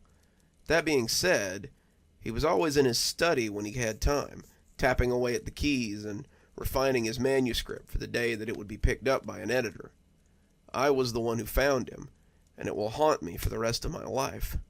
I was getting ready for college, packing up my things, moving out, and I came to see if he would help me move some furniture onto the truck. He'd been in his office all day, and I kind of thought maybe he was mad at me. I know he didn't want me to leave. He was sad to see me go, but he had to understand that I had to go to college. I had a full-ride scholarship. I'd be a fool not to use it, and living on campus would give me access to resources I wouldn't have at home. It seemed like the best choice to move out, and I couldn't believe he couldn't see that. So when I stuck my head in and asked him, I was surprised when he didn't turn around. That only seemed to cement in my head the idea that he was mad at me. He had his back to the door, as he always did, fingers tapping away, and when he didn't say anything, I just stood there and looked at the back of his head for a moment. He had a bald spot forming, the hair receding away from the center, and I thought it was a little sad to watch my dad aging in such an obvious way. I asked him again, his fingers never slowing, but when he didn't say anything, I just went downstairs and managed to manhandle the desk into the U-Haul by myself. I decided I wouldn't bother him if he wanted to act like this. He would fold when it came time for me to leave, apologizing for acting like this, and we would have a hug before I drove off into the sunset. Around lunchtime, I looked at my now empty room and realized I was finished packing. Mom was at work at the post office, and I had planned to swing in and say bye on my way out of town. We had said our goodbyes that morning, with a lot of tears and hugging over breakfast, and Dad was the only one I still needed to say goodbye to. So I went upstairs again, saying I needed to leave and wondering if he'd give me a hug. His fingers just kept tapping away uninterrupted. "Come on, Dad," I said, stepping inside as he continued to ignore me. "I know you're bummed about this, but it's time for me to get out of here and make my own way. It's not like I'll never see you again. I'll be here for Thanksgiving. That's less than..." But when I put my hand on his shoulder, I noticed how cold it was. Dad had been up here for 3 days writing, and Mom said she didn't think he'd come to bed in all that time. That wasn't uncommon for Dad. He would hyperfixate on a project, or revisions for days at a time. His office was towards the back of the house on the second floor, so without foot traffic or noise, he could lose himself for days as he worked. He usually came down for food after everyone was asleep, but I couldn't remember hearing him stumble around lately. I turned him towards me, his hands moving comically in front of him as he swung away from the desk, and as he came away, he began to scream as if someone was stabbing him. I stumbled away, taking in his long face and sunken eyes, and found myself running from the room as I grabbed the phone out of my pocket. Mom said she'd be home immediately, and as I waited downstairs, I could still hear him screaming in his office. She came home in a rush, going up the stairs 2 at a time, and when the screaming finally stopped, I breathed a sigh of relief. When she came downstairs, she asked me to come to his office. "I need to talk to you about something, and I think this should be a family decision." I came back to see that Dad was still staring at the screen of his MacBook, tapping away like we weren't even there. "I don't know how to explain this, but your father's dead." Looking at his fingers as they went about their tireless typing, I asked if she was kidding. Dad was clearly alive. His hands were moving, and I could see words on the screen forming coherent sentences. Were they playing a joke or something? None of what she was saying made any sense. I checked his pulse. He has no pulse, no vitals. He's gone, sweetie. But it appears that he's not quite gone. She tried to move him, and as she turned him away from the computer, I could see his lifeless face as it turned to regard me. His jaw had been hanging slack, his eyes open and staring, and as his hands came away from the keyboard, he started screaming all over again. It was deep and tortured, similar to the one he'd made before, and without even meaning to, I turned him back to the keyboard where his hands started typing again. I asked her what was going on, and Mom shrugged as she tried to come up with a reason for this. His book was important to him. You know that. I think maybe once he finishes it, he might stop on his own. I can't explain what's happening here, but I don't want him to die with his work unfinished. Your father kept saying it wasn't ready, but I'm going to send the first manuscript to his editor. Maybe once he sees it and someone puts it into print, he'll finally be able to rest. Either way, let's keep this between us, okay? I want your father to pass on without regrets, don't you? I nodded, telling her of course I did. I wanted Dad to die in peace. Then do him this last favor, and don't tell anyone what you've seen here. Promise? I really didn't know how to feel about this, but I told her I wouldn't tell anyone, and she thanked me as she hugged me goodbye. I left in my U-Haul, unsure how to feel about the situation, but I kept the secret. I didn't come home for the next year. I came home for Thanksgiving, as promised, but the whole thing felt uncomfortable.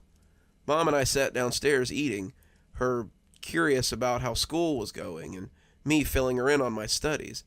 As I ate turkey and tried to have a normal conversation over stuffing, all I could focus on was the tap-tap-tapping from upstairs. Mom had closed the door to Dad's office, something that I could never remember happening at any time in my life. But despite her best efforts, the tapping was still audible. There was a smell from the room at the end of the hall, and I was worried about her living in a house with a decomposing body. She said he hadn't decomposed much, but I think she might have been trying to spare my feelings. Worse than the smell, though, was the tapping. It never stopped. It sounded too loud to be from whole fingers. Despite this, Mom was in pretty good spirits. She said that Dad's first book was being edited, and his publicist thought it was likely to be ready for shelves by next year.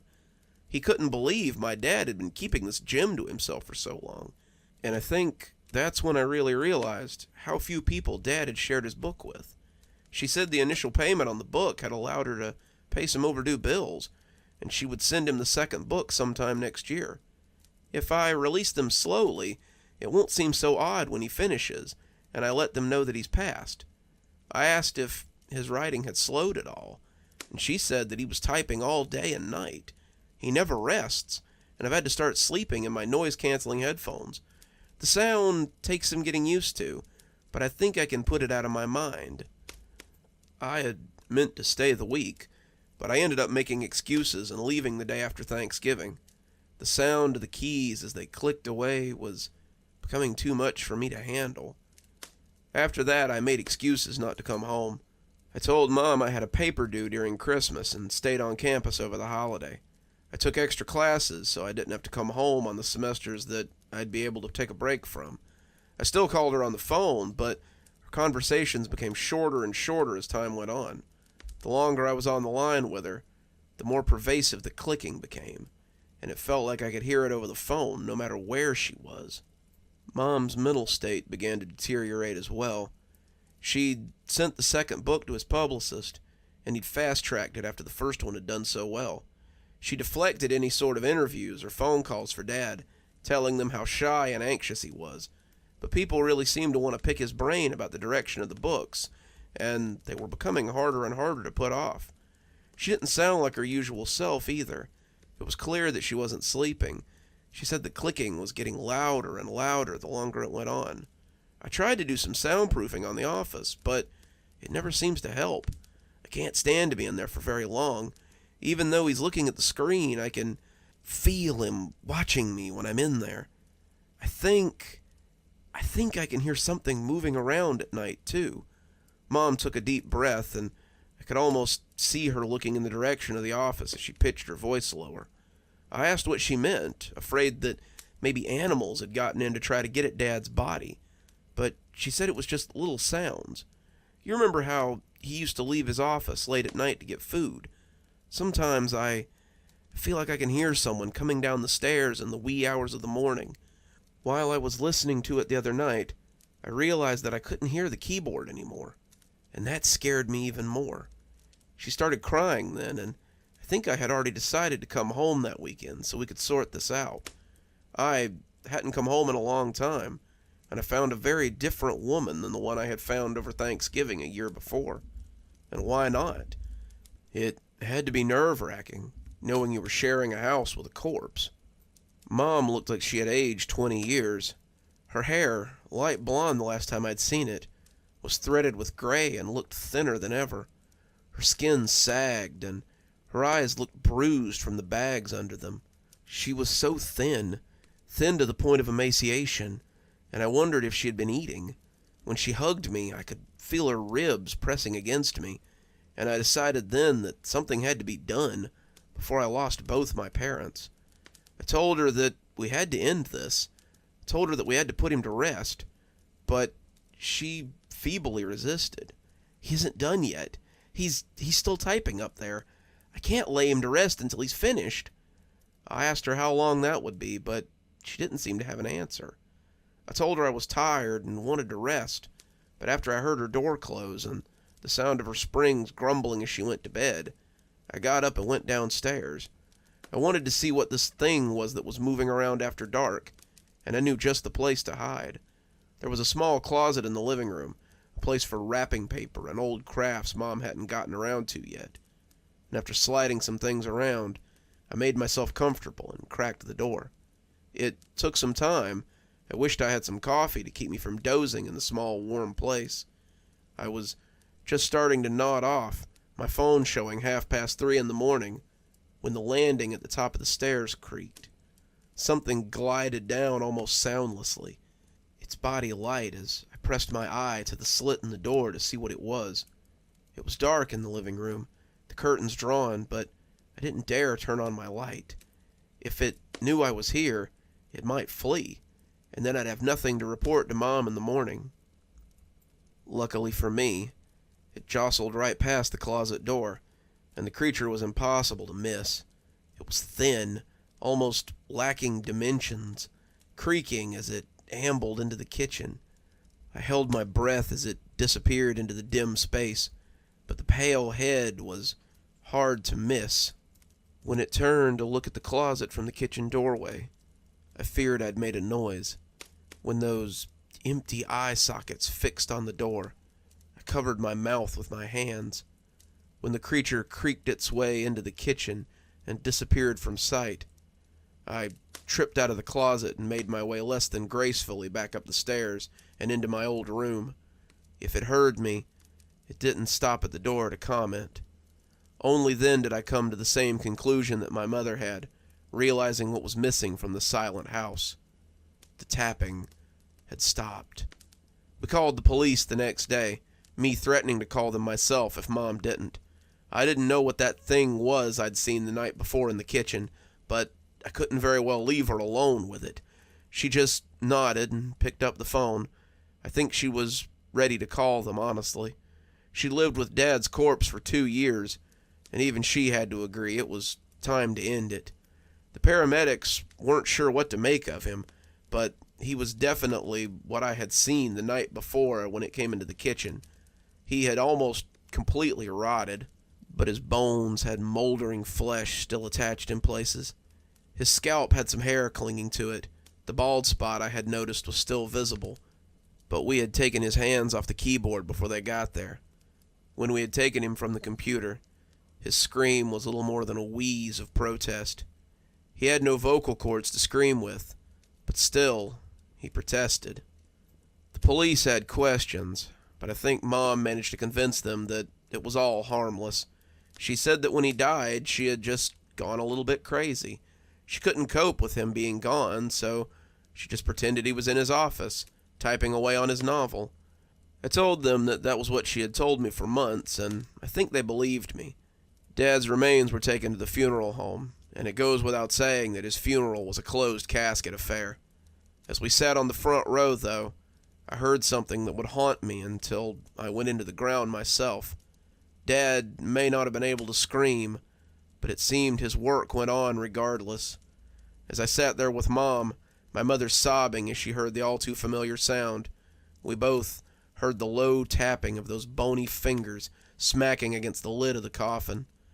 I can only assume that they still press against the lid even now, my father's last story, worn into the wood of his coffin. One more story for you. Then I think it'll be time for me to go have a little nap. I saved a good one for last, about a father whose obsession leads him to some questionable actions. So let's hear about the trains in the basement. Joe loved trains.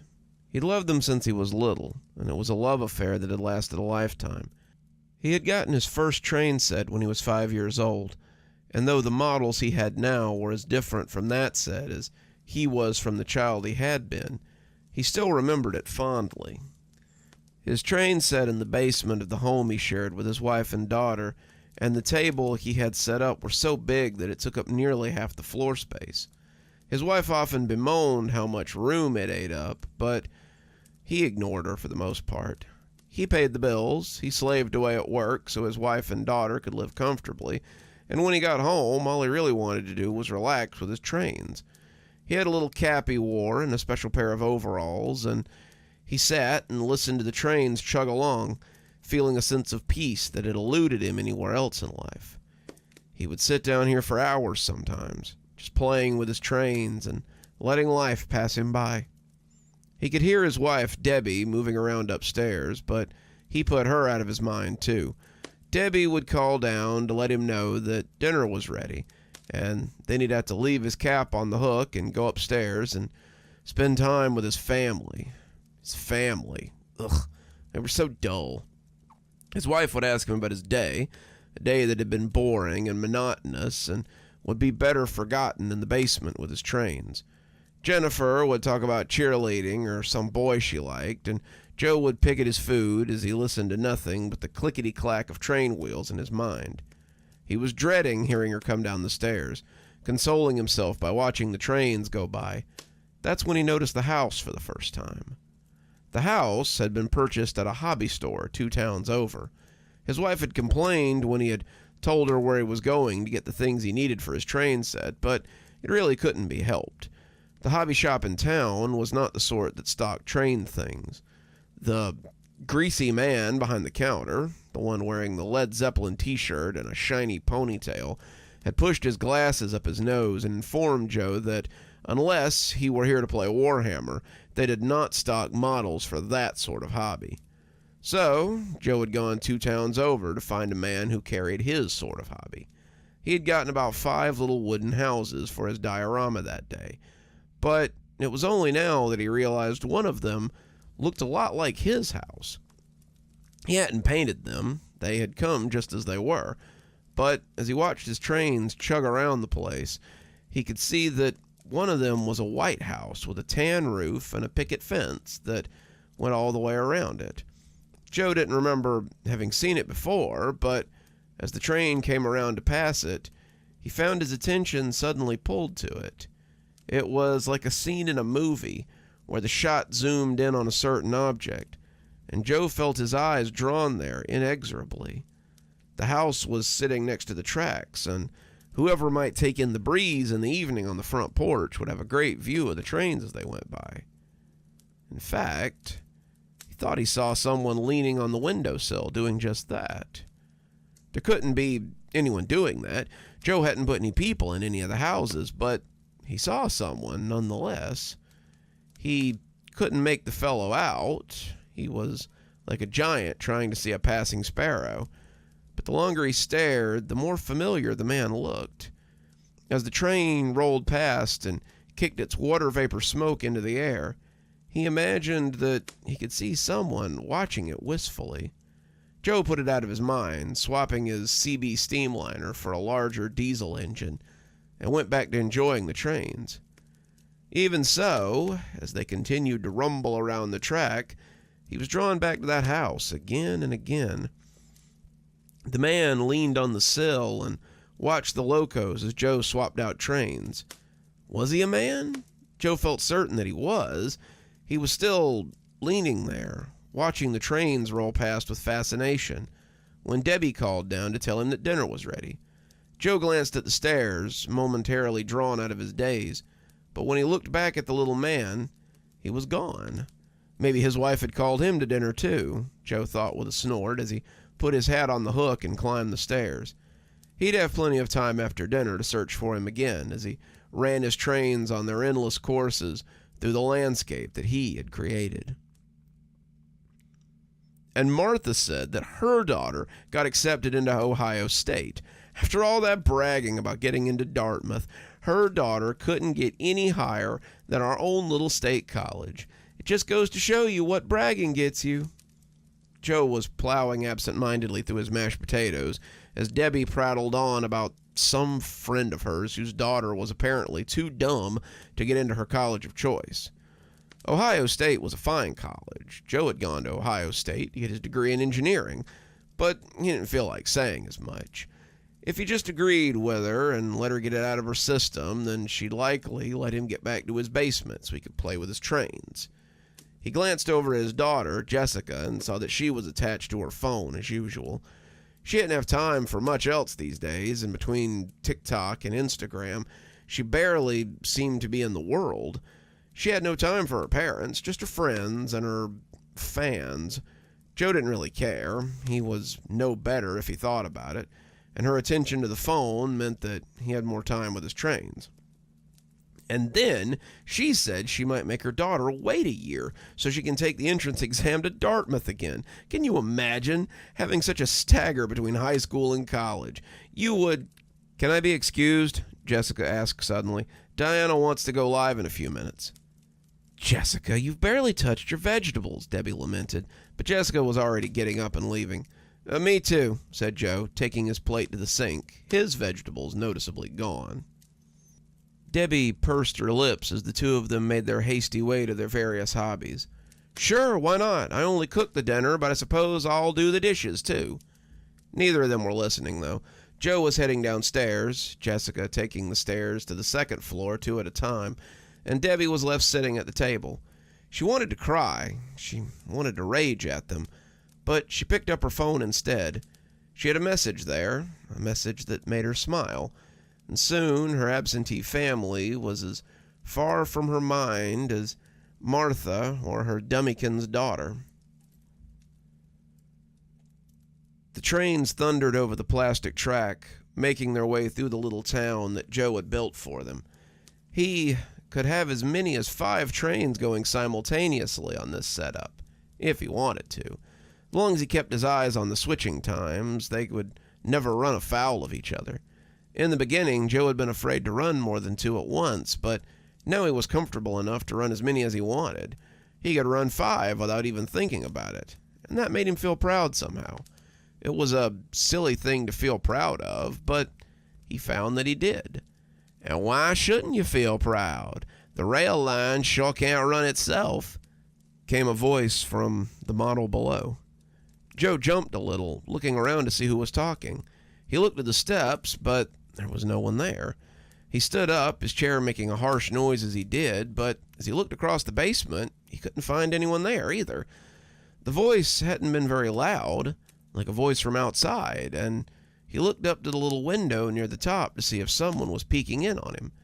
"Down here, hoss," came a voice from the model, and he looked down to see someone sitting on the porch of the house that had looked a lot like his. He didn't remember putting a rocking chair on that porch, but as he watched, it went back and forth, and a tiny little man watched the trains roll by. Joe leaned down, coughing as one of the trains belched smoke as it went by, and as he looked, he saw the weathered face and overalls of an old man. He looked like a farmer, what his dad would have called a corn husker, and he had a little pipe in his mouth that was making its own smoke. Joe leaned down beside the house, and if the man was bothered by the presence of a giant man looming over him, he never showed it. "'Bout time you noticed me. I've been waiting." Joe was speechless for a moment, trying to figure out a sense to the sudden arrival of this miniature man. Who are you?" he finally settled on. "Me? Why, I'm Bill Williams, remember?" Joe furrowed his brow. He didn't, but the name did sound familiar. The old man laughed. "Don't tell me you forgot your own town of Macklin. You built it, after all." Joe nodded. He had thought of the little town here as Macklin, named after the little town that he had grown up in, but he didn't think he had ever actually written anything down to christen it so. Come to think of it, the house here was where he had decided that Bill Williams would live. It was something he had been thinking about as he planned to put down mailboxes outside the homes, and this was the house that he had planned to set the Williamsons' box outside of. Joe nodded slowly. "Yeah, I guess I had been planning to flesh the town out some. And not a moment too soon. We were feeling a little two-dimensional down here. Fred was just saying the other day." "Fred?" Joe asked. Bill cocked a finger at the house next door. "Yes, sir, Fred Murphy. He's only lived here since his folks passed a couple years ago, but we're real fond of him. He got his leg blown off in Korea, but he's got one of them new prosthetic legs, and he gets around just fine." As he said it, a little guy came out of the house next door and wished his wife a fond farewell. He had a pretty noticeable limp, but Bill was right. It didn't slow him down in the least bit as he went down the steps and climbed into a little blue Datsun Matchbox car that Joe had glued into place there. To Joe's further surprise, he started the car up and drove off down the road. It sure was swell of his old man to leave him the hardware store down on 5th Street. Fred does a swell job of running it now, and we all thank him for it. The blue Datsun took its time as it went from the little red house beside Bill's to the hardware store about 3 streets over. Joe had made it from a kit that he'd picked up at Walmart around Christmas time, but as Fred climbed out and stumped towards the festive cardboard building, Joe thought it looked far more three-dimensional than he remembered. He'd been so busy focusing on Fred and his shiny blue car that he jumped a little as the post truck drove by, and a hand came out of the window to put mail in the box. "Right on time. Letter carrier Loretta is always so punctual. We were sure sad to see Charlie retire, but Loretta has been a great mail lady in his absence. Her daughter just got into Ohio State. Did you know that? We're all so proud of her. It's quite a school." Joe was practically kneeling beside the table as it all came to light before his very eyes. His trains weren't the only thing moving suddenly, and he saw people going to the shops and driving their cars over the streets. A little bell rang as a group of kids left the schoolhouse, heading for home. Some people went into the department store he had built on Main Street, while a few others went to the bank. There were homes to go back to, dinners to eat, TVs to watch, and Joe seemed to be master over all of it as he watched it all stretch out before him. Bill knew them all, every story, every home, and he regaled Joe with countless tales of their lives. Joe, for his part, was enthralled. He sat listening to Bill as the sun began to set outside the little window above his head, and when it became too dark to see, he reached up to pull the light cord, almost absent-mindedly. The Christmas lights he had strung above the model twinkled like stars, and Joe saw headlights wink on as people made their way home or out for other activities. When his wife called to tell him that she was going to bed and asked if he meant to stay down there with his trains all night, Joe realized it was nearly 10 o'clock. He had spent all afternoon down here talking to Bill about the little town he had made out of cardboard and model kits, and now he needed to get some shut-eye.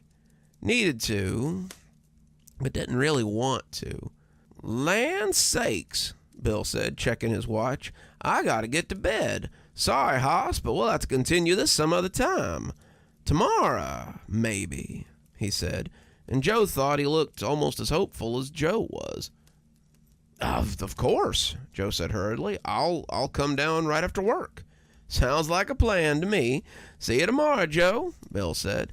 He went into his house, and Joe reached up to turn the lights off before deciding to leave them on. Let the little people enjoy the stars tonight. Joe couldn't honestly remember a better week in his life. It had been hard to sleep that first night, his mind all a tizzy with the concept of a whole city in his basement, but he had finally managed to drop off. He had blown through his work the next day, finding joy in tasks that had been nothing but mundane until then, and he had finished early that day. He'd come home while his wife was out buying groceries and went straight to the basement to talk to Bill. The little man knew everyone in town, and Joe was so engrossed in his stories that his wife had come halfway down the stairs before he even heard her. "You're home early," she said almost hopefully. "Yeah, I got done with my stuff early, so they said I could go," Joe said. They stood staring at each other as the smile slipped off her face. She had clearly been hoping that he had come home early to surprise her, but it was becoming apparent that he had come home early to play with his trains. Joe couldn't understand her sudden interest or the increasing slip back towards this interest. She had expected something, maybe? Had he forgotten something, like a birthday or an anniversary? He was bad at remembering those. Joe often found it hard to relate to people. He sometimes wondered why Debbie had agreed to marry him at all, but he believed that she had once found these things endearing in him. Joe wasn't sure what had changed, but it wasn't him. "Well, I'll just leave you to it. Dinner should be ready in a little while. I'll call you." She went back upstairs, the door closing a little harder than it strictly needed to when she got to the top. Wonder what that's about," Bill asked. Joe had only shrugged, and the rest of the week had gone by much the same. If Debbie seemed more distant than usual, Joe hadn't noticed. If she spent more time on her phone, what of it? Jessica spent most of her time on the phone. Maybe Debbie had found something to do on her phone, too. He spent most of his time in the basement talking to Bill as he learned about the fascinating history of the town and its people. The longer they talked, the more real the town seemed. The buildings took on definition. The cardboard surfaces became three-dimensional. The pictures on the outside seemed to grow the barrels and bicycles and signs they bore, and the whole town came to life before his eyes. Before Joe knew it, it was Sunday, and he was sitting in the basement with Bill having a beer. Joe, we're friends, aren't we? Bill asked suddenly. Joe nodded, not having to give much thought to it. Yeah, Bill, I'd say we are. And friends tell people things they suspect might change their lives, don't they? Joe nodded a little slower, not sure where this was going. Well, Joe, they say a man's home is his castle, and I believe your wife is trying to invite a dirty rascal into your castle. Joe's eyebrows knit together. What you mean, Bill? I mean, your wife was down here doing laundry a couple of days ago, and she was talking to somebody on the phone. Conversation was getting, shall we say, a little spicy. And I thought to myself, good for Joe. He deserves a little something extra. But when she called the fella by name, the name wasn't Joe. This guy's name was Simon, and it seems your old lady is really taken with him. Joe wasn't sure how to process this. Why would Debbie cheat on him in the first place? He paid the bills, maintained the insurance, kept the cars up, fixed the house when it needed it, and paid a handyman when he couldn't fix it. He did all the things that were expected of him, and if she felt uncared for, why hadn't she said something? Bill, Joe said, not really sure what to say. Are you sure? I think I am, Joe. Think you may need to get your house in order. Now, I say this as your friend, Joe, but it ain't right for a woman to run around on a man like that. She needs to be corrected, Joseph. She needs to be reminded who's in charge around here. Joe shuddered as he took a sip of his beer. No one had called him Joseph in a long time. The only person who called him Joseph was his father, and he was dead and in the ground. The name felt like footsteps on his grave, and he wasn't sure he liked it. Joe perked up his ears as he heard footsteps overhead, the clank of plates as they were set out, drawing him back to reality. Sounds like dinner's ready. I should go, Bill. Debbie will be expecting me. Sure, Bill said. Man needs his victuals. Come back when you can, Joe. I'm not going anywhere. Joe went slowly up the stairs, watching the model get smaller and smaller as he climbed. He wasn't sure he would be back after dinner. Joe might have lost his taste for trains. Just a little bit. Joe grimaced as he ate the hamburger helper. Joe hated hamburger helper. The noodles were always mushy, the cheese always tasted funny, and there was just something unnatural about the concoction. It really wasn't a fit meal for Sunday dinner anyway. Debbie usually made ham or burgers or something with some substance. He would be hungry again in no time after a meal like this. Jessica was picking at her food, but Debbie's was still untouched. She was glued to her phone, texting someone, and by the look on her face, she was enjoying the conversation. There was a look there that Joe had never seen before, not even when they were dating, but it was a look he knew. It was that sultry look that women sometimes got when they were talking to someone they liked, maybe even liked a lot. I might go see some friends after dinner, Debbie said, taking up her plate and dumping the cooling lump back into the pan. You guys may have to fend for yourself for bedtime. Jessica shrugged. Sounds good. Have fun, Mom. She didn't even bother to look at Joe. Debbie just went upstairs to get ready, leaving him to take care of cleanup. He was still scrubbing when she left, and when he asked when she would be back, Debbie just said not to wait up. Joe couldn't help but notice she was wearing her favorite dress, the black one without sleeves, and that this was usually a date night outfit. It had been a while since they'd had a date night, not since her birthday a few months ago, but Joe recognized the dress. He finished the scrubbing and grabbed another beer, heading for the basement again. He needed to talk to someone, and Jessica certainly wasn't going to be any help in this situation. The following week was so different from the one before it that Joe almost felt like he had whiplash. Debbie went out almost every night, and when she was in, she was glued to her phone. She took her phone calls outside or upstairs in her room these days, and he had noticed some new clothes hanging on the closet door. You would have said this would be great. Joe left to his own devices to pursue his interests, but something had changed after Bill had told him about his suspicions. He didn't suddenly find himself afraid of losing Debbie. This wasn't a Hallmark movie, but he did worry about how this would change his routine. Suddenly, the prospects of not having as much disposable income, of having dinner late, or his responsibility, or having to worry about clean clothes and dishes in the sink, was a real problem. Then, of course, there was the little voice whispering in his ear as he sat in the basement, contemplating his situation. "She's making a fool out of you, Joseph, strutting around with someone else, probably already in his bed and violating her wedding vows. She's putting cuckold's horns on you, and that ain't right." Joe drank his nightly beer, the bottles becoming plural as the week went on, and thought about what Bill was saying. It's impossible," Joe said at first. "Why would she do such a thing? I'm a great provider. She'd have no reason to go looking for someone else." Bill had snorted. "Who knows, Joseph? Sometimes women are just unreasonable. They feel like what they have isn't good enough, so they go looking for something on the side. Who can say what's going through her head?" Joe didn't want to believe it, but he was slowly beginning to come around. As he and Bill sat and listened to the trains run and the town thrive, Joe wished he could go live in Macklin himself. Life in Macklin looked simple, and Joe could use something simple right now.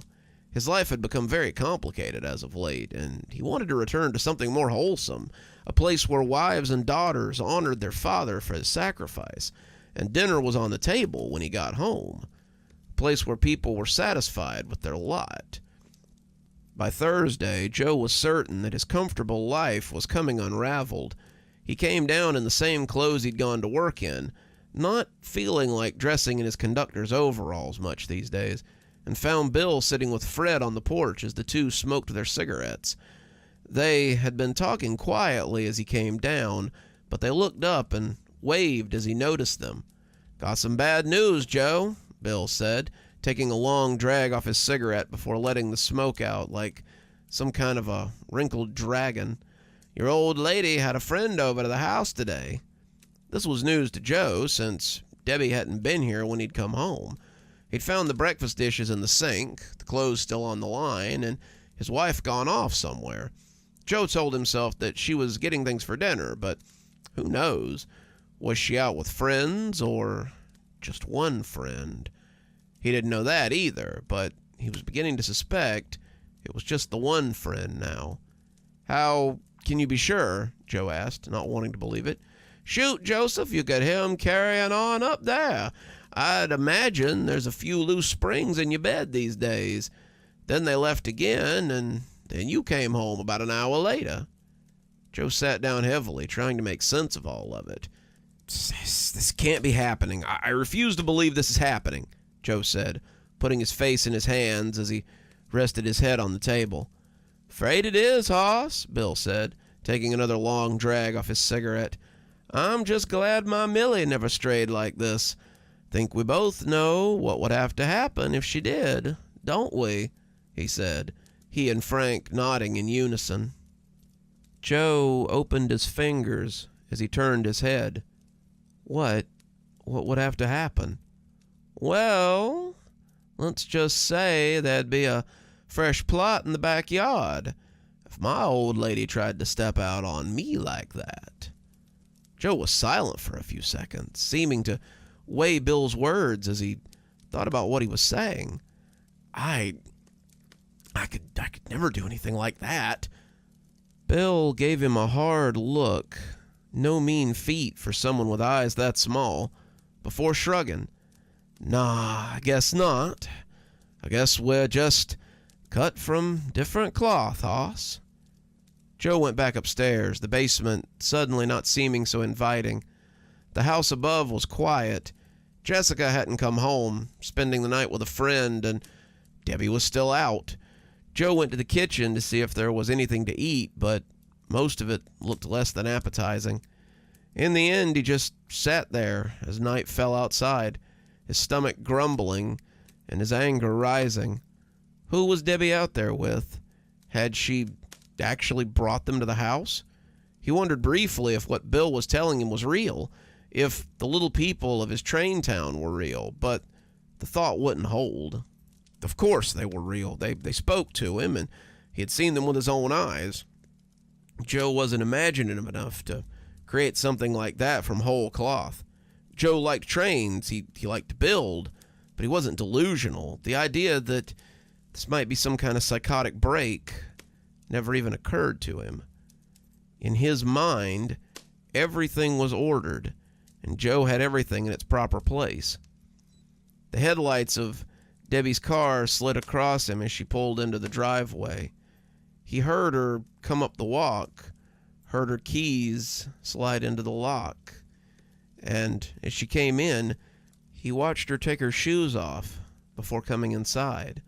She was creeping in like a kid out past curfew, and when she saw him lurking in the dark living room, she jumped and screamed, dropping her shoes. "Jesus, Joe," she said, putting her hand to her chest, you scared me to death." Joe didn't say anything, just watched her as she bent down to collect her shoes. "Were you expecting dinner? Sorry, I went out with some of the girls. I figured you could manage for yourself for a night." She was smiling. All smiles was his Debbie. But when he didn't say anything or get up to follow her, she sighed and rolled her eyes. "Are you mad or something? It was just one meal. It's not like you pay me any attention when I'm here anyway. Figured you'd be thrilled to have the house to yourself. Just you and your trains." She stood looking at him for a count of 12, but Joe really couldn't think of anything to say. "Fine, be that way," she said dismissively. "I'm going to bed. Good night." As she went up, Joe began to feel a little guilty about thinking she might be stepping out on him. He'd been paranoid. Surely it was nothing. She had a good life here, but it seemed it was getting a little mundane for her. She just wanted to go out more and do some fun things. Joe was a bit of a homebody. Maybe it wasn't the worst thing in the world if he had to cook a meal for himself now and then. As the Starrlight came on, though, Joe saw something that made him rethink. He had been on the verge of rising, meaning to apologize for being weird, when he saw a purple mark on her neck. It wasn't huge, wasn't ghastly, but it was big enough to be noticed by Joe from his seat on the couch. She had made no effort to hide it, may not have even been aware it was there, but as she headed upstairs, Joe headed down to the basement instead. He owed Bill an apology, it seemed. The weekend went by without much trouble. Joe spent most of it home by himself since Jessica went to stay with a friend, and Debbie went on a girls' weekend with her friends. Friends, Joe thought, as she kissed his cheek and walked out the door with her suitcase. Right.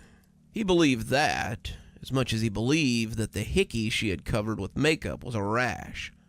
By the time the two of them came back Sunday night, Joe was ready for Monday. He'd practiced a few times, a few of those times ending painfully, and as he slid back in through the basement window, he made no sound. He had eaten his breakfast that morning, kissed his wife goodbye, and left for work, just as he had 100 times before. Then he pulled into the parking lot of the Dunkin' Donuts about 3 blocks away and called his boss to tell him he wasn't feeling well and that he'd be taking the day off. His boss had understood, had told him he hoped he felt better, and Joe had slid his slacks off to reveal jogging pants underneath. His polo came off too, revealing a tight jogging shirt, and he added a hat and some sunglasses before leaving the car and jogging up the road. When he came to his house 30 minutes later, there was already a car in the driveway. It appeared she hadn't wasted any time.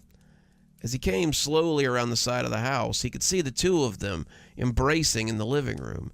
Debbie with her hands all over a dark-haired man, a little younger than Joe. Joe could have probably come right in through the front door without them noticing, and they worked their way upstairs as he made his way to the basement window. He couldn't believe she was doing something like this in the living room, with the curtains open nonetheless. Anyone could see her. He was in through the window in a matter of seconds, and no one in the house was the wiser. As he came to the head of the stairs, he reached down beside the banister and felt for what he had hidden there. Joe wasn't a violent man, but he understood the need for home defense. His father had owned this particular shotgun since Joe was a kid. When he died, Joe had taken it to his house.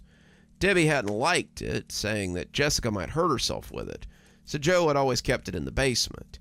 He had thought it was stupid then, but now he was glad that she hadn't let him put it in the bedroom closet like he'd wanted. It would have been harder to lay hands on there. "Good luck," Bill said from the model, and Joe nodded to him as he made his way quietly up the stairs. He could hear them as he came into the kitchen, but the basement door had been oiled, so it wouldn't give him away. They would never know how many times he had practiced this, how many times he had crept from the basement to the bedroom. This would definitely qualify as premeditated if he was caught, and any investigator worth his salt would be able to tell. Joe didn't care, though. Bill had already let him know that this was something a husband did when he loved his wife and needed to let her know her place. That place, Joe knew, would be in the backyard by the oak tree. There were clothes scattered around the living room, but nothing too intimate.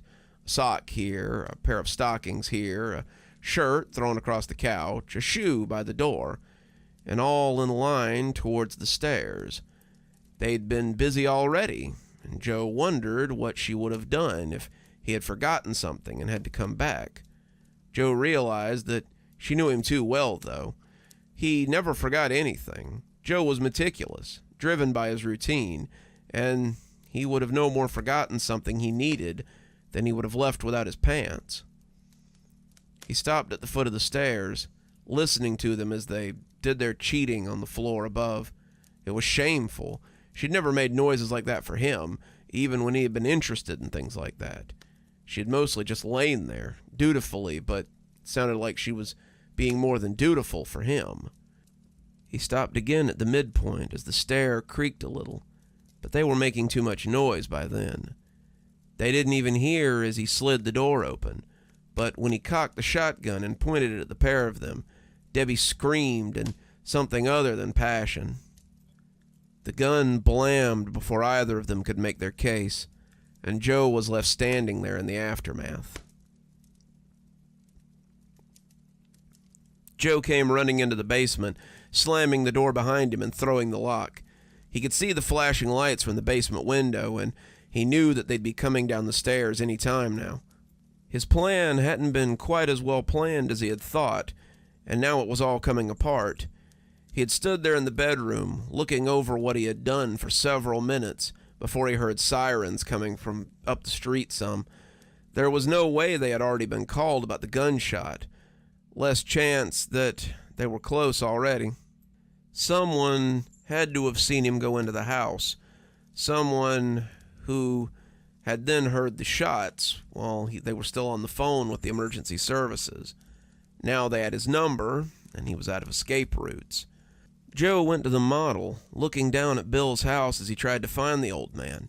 For one terrible second, he was worried that he wouldn't be there, that it would have all been a trick or a delusion, and that he had done all this for nothing. No cars moved on the street, no people walked between the buildings, and as the voice came from the floor above, Joe started to shake. "Bill! Bill, I need your help! The cops are after me, Bill!" No answer. Joe heard something heavy hit the front door, rattling the frame. "Bill! Bill!" Bill said nothing. The loud bang came again. "Bill!" Joe yelled, hearing something break upstairs as whatever they were hitting the door with broke the frame. "What's all the ruckus, hoss?" Joe looked down, seeing Bill as he stuck his head out of the window of the second story. His hair was standing in corkscrews, and he was rubbing his eyes sleepily. Bill looked as if Joe had awoken him from some deep sleep, and Joe wondered how anyone could sleep through something like that. Joe's heart was hammering like the cops on his door, and his blood pressure felt ready to send his heart out of his chest. "Bill, thank God! Listen, the cops are at the door. They're going to arrest me." "Oh," Bill said, leaning out the sill. Well, that is a problem. The two were quiet for a moment, staring at each other, and Joe winced as he heard the door cave in under their blows and boots as they came into the foyer. What do I do? Joe asked. Bill said, the police upstairs telling Joe to come out with his hands up. I suppose you could turn yourself in, let 'em know you caught your wife cheating, and just kind of snapped. Joe heard someone test the lock on the basement door before calling for help. Aw, Bill said, you could always come live here. Joe looked surprised. You mean in Macklin? Sure. You know, we've been looking for a conductor for the railroad. You could live at the railway house, drive the trains, and never worry about anything ever again. Someone drove a boot into the basement door, and the lock shuddered. How? Joe asked. Bill extended a hand. Come with me, Joe. Come away from all that and live with decent folks. Bill's whole hand wouldn't fit on the end of Joe's finger, but as he reached carefully towards him, the tingle that ran through him was worse than the most painful Charlie horse he had ever had. When he opened his eyes, however, he was face to face with the smiling old man. Joe, Bill said, casting a hand out to the city, welcome to Macklin. Jessica opened the basement door and looked down into the darkness. It had been 5 years since her mother's death and her father's disappearance, and Jessica hadn't been back since the day her grandparents had driven away from her childhood home. She was 22 now, about to leave for college, and was hoping to maybe get a little help with tuition after she sold the house. Everything else that her parents had owned had been sold and the money placed in trust for her, but she wasn't allowed to touch it until she was 25. Great. Thanks, Mom and Dad. That was really going to help her pay for college. Selling the house would more than get her what she needed, but Jessica hated coming back here. The house had remained untouched for the last 5 years. The locals thought it was haunted. Most of them also thought her dad was secretly living in it, and he had taken refuge in the walls after killing her mom. But if he had, then no one had ever found him. Everyone believed he had killed her mother, shot her and her lover in the bed that they had shared, and then made a clean escape. Jessica had mixed feelings about the situation, feelings that made grieving difficult when the wound was fresh. On the one hand, her mom had been cheating on her father, and that was bad. On the other, her father was such a cold and obtuse person that it was a wonder her mother hadn't cheated on him before that. She had known her father for her entire life and knew little about him, beside the fact that he liked trains. She couldn't remember a time when he had ever shown interest in something that she had liked, or even a time when he had just asked her about her day. It was sad when the most interesting thing about your father was that he might have killed your mother. The basement looked exactly the way she remembered it. The washer and the dryer still stacked with clean, unfolded clothes. The shelves still held a random assortment of things, and the train set still took up most of the floor space. Jessica grimaced. She would have to do something about it if she was going to sell the house. Some of those trains could even be worth money, she reflected. As if hearing her thoughts, something made an angry scutter across the tracks of the little town, and Jessica squeaked before retreating back up the stairs. Nuts to this, she would investigate the basement another day, maybe when Randy was free to help her. The basement had always been creepy to her, and that hadn't changed with time in the slightest. She slammed the door and went to look at the rest of the house, leaving the basement to its own devices. Joe felt the breeze as the diesel loco thundered down the tracks. He pulled the cord and listened to the whistle blow as he waved to the passers-by who had stopped to wait for the train.